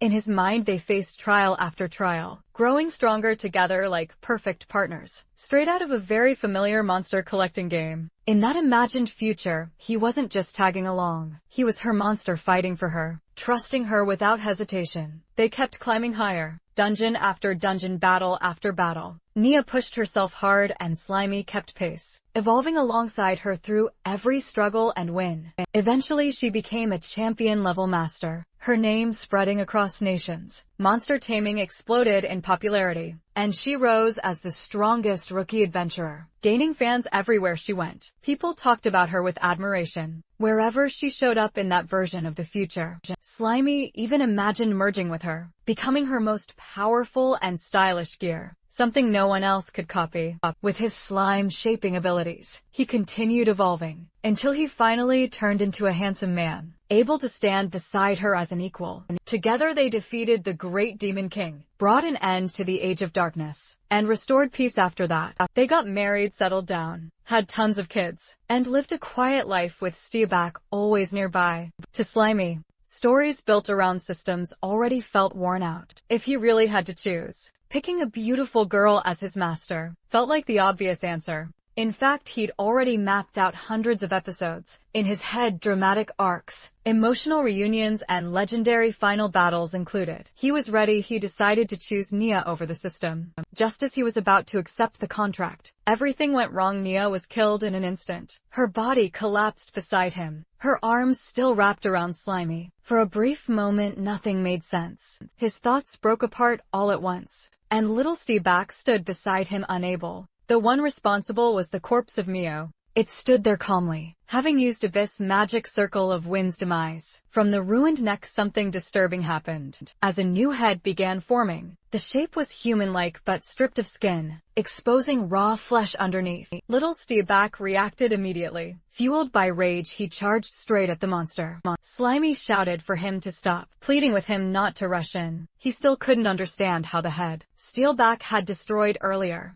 was already growing back like nothing had happened. Before Steelback could get close, the creature lifted a finger and pointed at him, casting another spell using Abyss magic. Atavistic Ray, it forcibly altered Steelback's body, reducing him into a small lizard. Before tossing him aside, the terrified lizard scrambled away into the forest. Slimy stayed where he was. This thing was no longer just an all. It now had the terrifying power to force devolution. It now had a frightening new power, the ability to force devolution. The human-shaped head finished forming, and shifted into an annoyed look, muttering about how everything had turned into a hassle. It scoffed at Koyalawa, calling him useless, and mocking him for burning through resources, while still failing to deal with something so small. The voice didn't stop there, throwing jabs at the old man from the Holy See too, saying none of this would have happened if they'd listened from the start. The one speaking finally revealed herself. She was Merlin, Guild Master of the Blue Hat Guild, and one of the church's 7 holy knights. Clearly irritated that she had to handle this herself, Merlin glanced at the sky, and noticed the imprisonment barrier was already gone.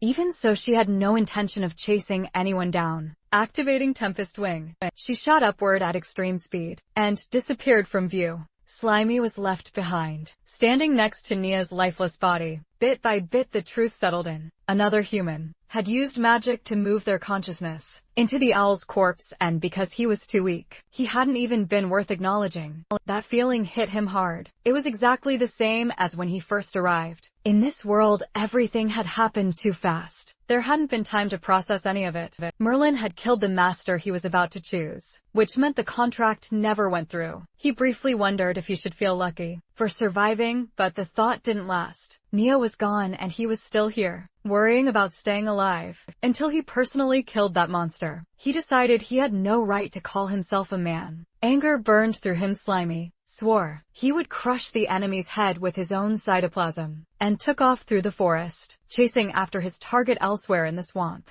Goon's system informed him that the Monalon repayment was completed immediately, followed up with warnings about his condition. His health was down to 789 out of 2.8 million, and his arm was badly damaged and needed treatment. Right away, Goon told the system to stop, pointing out the obvious: he had nothing left to give. He ordered it to keep trying to contact the transmigrator, summoned by the Hope Coordinate. The system replied that long-distance communication wouldn't work until the initial connection was fully established, and advised him to keep moving to find a stronger signal. Goon already knew the Holy See would send reinforcement. If they showed up, escape wouldn't be an option. He needed to find the new transmigrator and get out of the swamp immediately. As he moved through the forest, he suddenly stepped on something slimy and yellow at the same time. Slimy's search skill finally locked onto a target. Thinking he'd found the long-necked monster, Slimy attacked without hesitation, swinging his mace at full force and smashing it straight into Goon's head. The impact felt wrong. There was resistance, like hitting armor. The shape of the target didn't feel right either.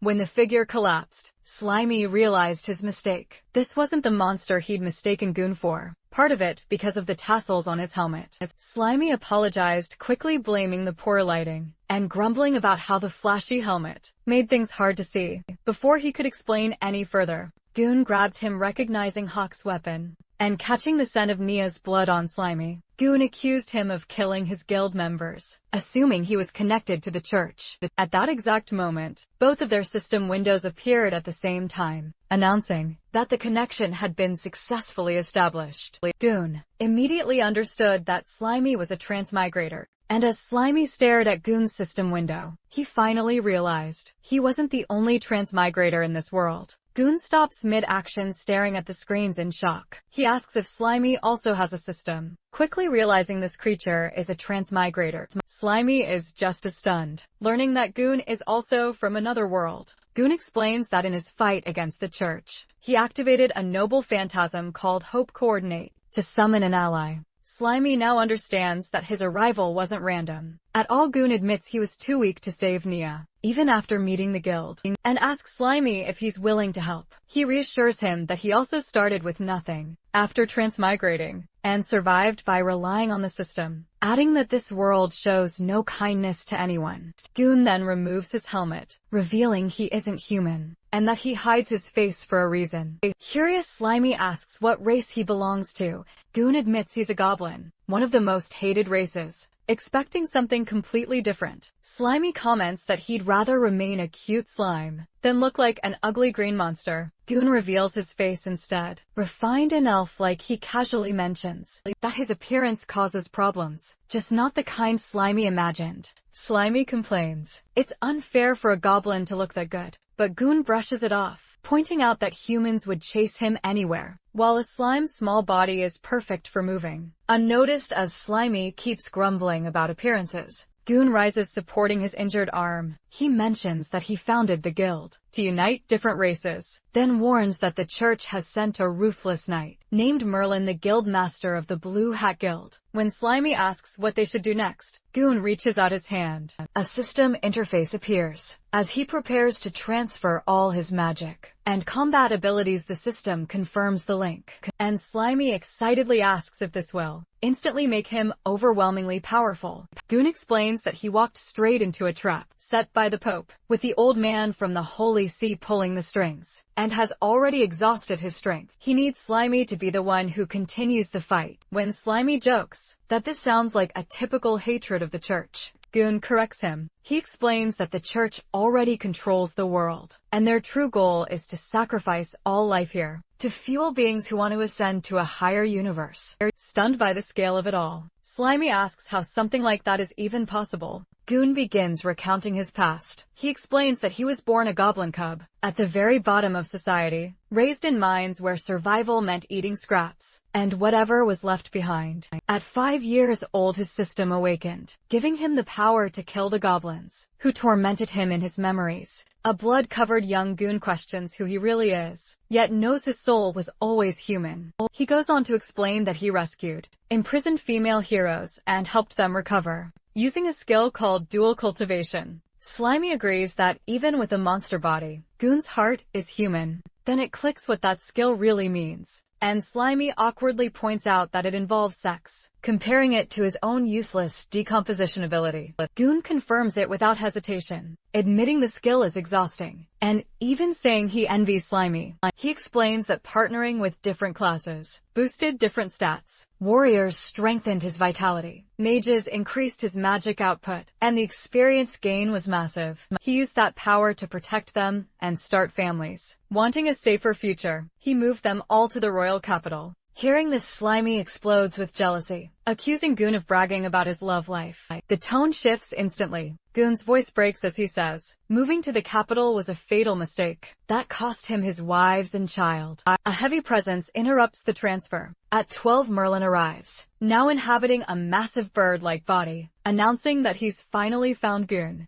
Goon senses the danger immediately. He shoves Slimy out of harm's way, and dodges unseen slashes, tearing through the space around him. Merlin follows up by casting Abyss Magic, Circle of Wind's demise, forming a giant tornado that rips through the forest. When the destruction settles, Merlin stands calmly in the center of a crater. He taunts Goon, openly stating he knows he's a goblin, and wants to capture him for experiment, ignoring orders to kill him. Merlin mockingly brings up Koyalawa, asking how Goon managed to defeat an undying monster. Goon pulls himself from the wreckage, as his system warns that his armor is destroyed, and suggests retreat. He shuts the warning down. Merlin notices him speaking to an unseen interface, and jokes about claiming the system for himself. Once he steals Goon's body bleeding, Goon realizes Merlin is a devil, and that the undying monster was the result of twisted experiments. Merlin scoffs, saying human lives mean nothing. Suddenly slime-coated rocks fly toward him.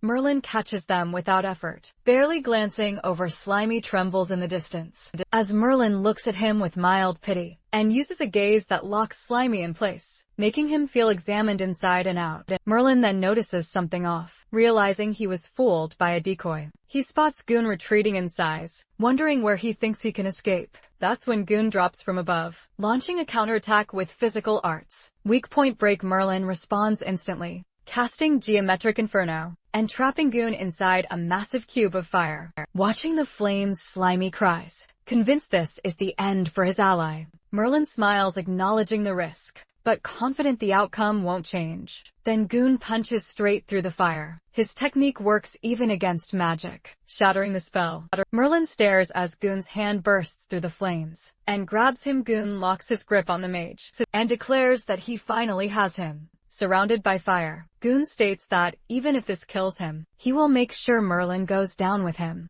The system screen flashed, showing that only 1 point of health remained, out of an absurdly high total. A notice explained that the desperate struggle state had kicked in for 1 minute, locking HP at 1 no matter what damage came in nearby. Goon spoke under his breath, activating a skill called the Final Accord. Merlin reacted instantly, his face twisted, unnaturally sharp teeth showing, as a voice burst out of him, shouting at Goon to stop and demanding whether he even understood the cost of using that skill. Another system window appeared, this time with urgent warnings. It explained that the Final Accord would cancel out desperate struggle, drop the host's HP straight to 0, and completely erase both body and soul. The system urged careful consideration. Goon didn't hesitate, holding Merlin down at the center of the ground. He triggered the spell anyway. A huge green and yellow magic circle flared to life beneath them, flooding the area with violent energy. He simply said that it didn't matter. Merlin screamed as power was ripped out of him, white light tearing away from his eyes and mouth, while the sound of extraction echoed again and again. Amid the chaos, Goon looked calm, surrounded by swirling energy. He sent a final system message to Slimy. He apologized, explaining that this was the only way left to get rid of Merlin. He told Slimy that saving the world was now their responsibility, and warned them never to put trust in the church. Slimy stared up, eyes wet. Overwhelmed, they begged Goon not to do this, and asked how someone like them, a simple slime, was supposed to save the world, when even someone as strong as Goon couldn't. Goon's body started breaking apart into glowing particles. His voice reached Slimy one last time, telling them to believe in themselves, and revealing that his role had always been to serve as the one who summoned Slimy into this world. The magic circle exploded in a blinding flash. When the light faded, the circle was gone, replaced by frozen runes etched into stone from beneath a cracked layer of ice. Slimy could be seen on the surface. The surroundings had changed completely. The land was now a barren stretch of broken rock, with steam drifting up from the ground. Slimy looked down, crying softly, and said Goon's name. High above, Merlin was still in the sky. From below, Slimy watched as Merlin shouted curses toward Goon, raging that the entire mission had ended in failure. In a pitch-black void, rows of identical, faceless female candles stood in silence. Only one on the far left still burned with a bright flame, while all the others had gone dark. Up in the sky, Merlin hovered in a ruined state. Her body looked worn down and unstable. As she spoke about the situation, she said that 5 life candles, which were meant to link her to the chaotic universe, had already gone out. She added bitterly that the only vessel left for her descent had been the remains of a weak, fallen holy monster. Before she could go on, a massive jet of yellow slime shot upward and smacked straight into her face. Slimy pulled back, spitting and staring her down. A system notice popped up showing HP -50. Slimy told her to stop talking nonsense, saying he was going to carry on Goon's will and settle an old score tied to a girl from earlier. As part of Slimy's body sank into the ground, he made a quick decision. He left a clone behind as insurance, planning to shift his awareness to it if things turned bad in the next moment. Slimy launched himself onto Merlin's face, spreading over one of her eyes. Merlin reacted in confusion, questioning whether this slime was some leftover contract monster Goon had prepared. Anger quickly took over her expression. She declared that Slimy would replace Goon and receive all of her fury instead. Colored rings of light swept through Slimy. As an attack activated, the system identified it as Abyssal Magic Devolution Ray. When nothing happened, a large question mark appeared above Slimy. Merlin stared at the result and demanded to know why there was no effect. Internally, she considered that her heavily damaged soul might have weakened her magic far more than expected. Her energy whipped violently around her as she shouted that this couldn't be forgiven. She claimed that as the kingdom's strongest magician, there was no way she should struggle against a single, low-level monster. In her outburst, a small chunk of Slimy was thrown aside. Slimy spread countless slimy tendrils outward, quietly searching for the right skill. He judged that Goon had already left, Merlin barely holding on, and more importantly, she had no idea about his hidden option. Slimy decided to take advantage of that gap and strike. Without warning, out of nowhere, a snake-like bird slammed into Merlin, sending her flying backward. She crashed hard against an unseen surface, her body bursting apart on impact as blood scattered through the air. Merlin's damaged body, followed by her battered and bleeding face. She spat out curses, muttering about what kind of thing she was dealing with. Now, she swore that if she ever made it back to the church and had time to recover, she would turn the entire swamp forest into nothing but ruins nearby.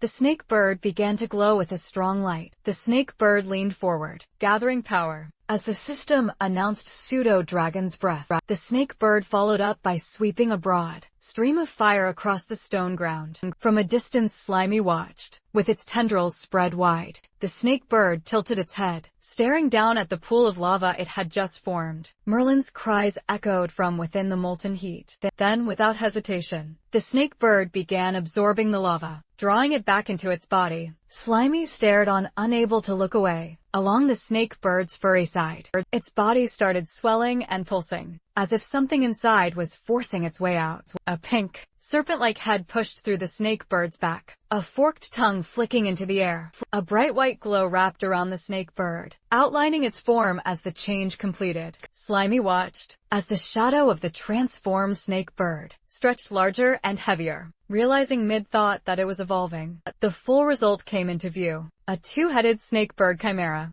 The original head looked longer and sharper now, while a pink serpent head with a long neck rose from its back paired with an extended tail. With a powerful beat of its wings, the newly evolved snake bird lifted off, flying high into the sky, and leaving the lava field and Slimy behind. Slimy looked up completely at a loss, struggling to form words. As the snake bird disappeared above, system screens kept popping up one after another, and Slimy was basically catching L's. Non-stop skill transfer stalled at 37 before the connection just dipped. Super magic didn't stick. Elemental resistance no. Divine arts unions. Dimensional boosts. Each one bounced back with the same excuse. No magic power, or the body just wasn't built for it. The only W in the whole mess was martial arts talent, sliding through successfully. And after that, Slimy ended up sprawled on the ground. From the outside, Slimy looked like a mess, but inside the vibe was worse. He admitted to himself that life as a clueless little slime mold had honestly been way more chill. Even with all these new gains, happiness just wasn't there. Slimy activated search, and scattered remains nearby responded. Pieces of Goon's body started pulling together, bit by bit drawn in under Slimy's tentacles. New notifications rolled in. Forging skill unlocked, medical knowledge unlocked, cooking skill unlocked. The encyclopedia and map atlas partially filled in. That helped a little. Slimy started shaping himself into something more human. It took effort, but once the form held, his mindset shifted. He reminded himself that slacking off wasn't an option. He told himself he had to carry on Brother Goon's legacy, because if the church really went through with sacrificing the world, nobody was making it out. He kept reinforcing the shape, filling it and sticking everything together. The result wasn't perfect, but it was close enough. Slimy figured that even without a real body, controlling it like this should work. Then he tried moving the moment he put weight on it. The whole thing got shaky. Standing turned into a struggle, and one wrong adjustment sent everything out of sync. He tried correcting himself, but the coordination was a nightmare. Focus on one side, lose the other. Manage the top half, lose control of the legs. The structure gave out, and the human form collapsed back into a blob. Slimy decided to call it for now. Hiding felt smarter, especially since there was no guarantee the church wouldn't send people again. He stored what he could into his slime mold space. Among the items was a piece of armor. The appraisal system explained it was forged from lock force stone,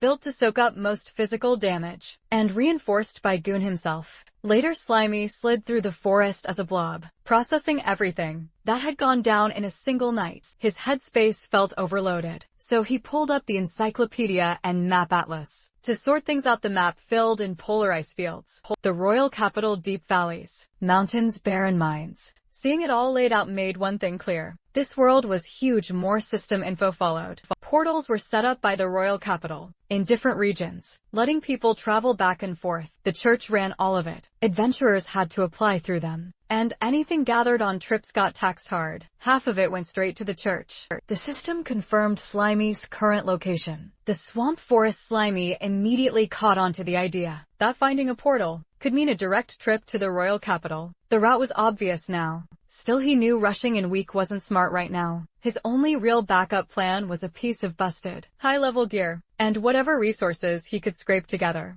Then his attention shifted to the body nearby. The girl named Nia. Slimy stared at it for a moment, quietly, weighing whether breaking it down was the next move. Slimy hovered over Nia's body for a moment, quietly settling the choice in his head. He figured that keeping her around wouldn't change anything. There was no bringing her back. Letting her sit there and slowly decay felt worse. So he decided this was the cleaner ending. The body started to shift, dissolving smoothly into slime and blending in with him. As it finished, a voice echoed like a soft send-off, saying goodbye to the little slime. After that slimy locked in, he told himself that from this point on, even if all that was left of him was a chunk of slime mold, he'd personally see the end of that church. No shortcuts, no backing out. The system wrapped things up fast. Decomposition confirmed experience shot up, pushing him from level 49 to 50. He picked up a small batch of enhancement points, and a new skill, domination, came online almost instantly. It synced with his natural traits, and fused with central command, leveling up into something new. Parasitic domination. Time passed quietly as Slimy rested in the forest, until movement snapped his attention back.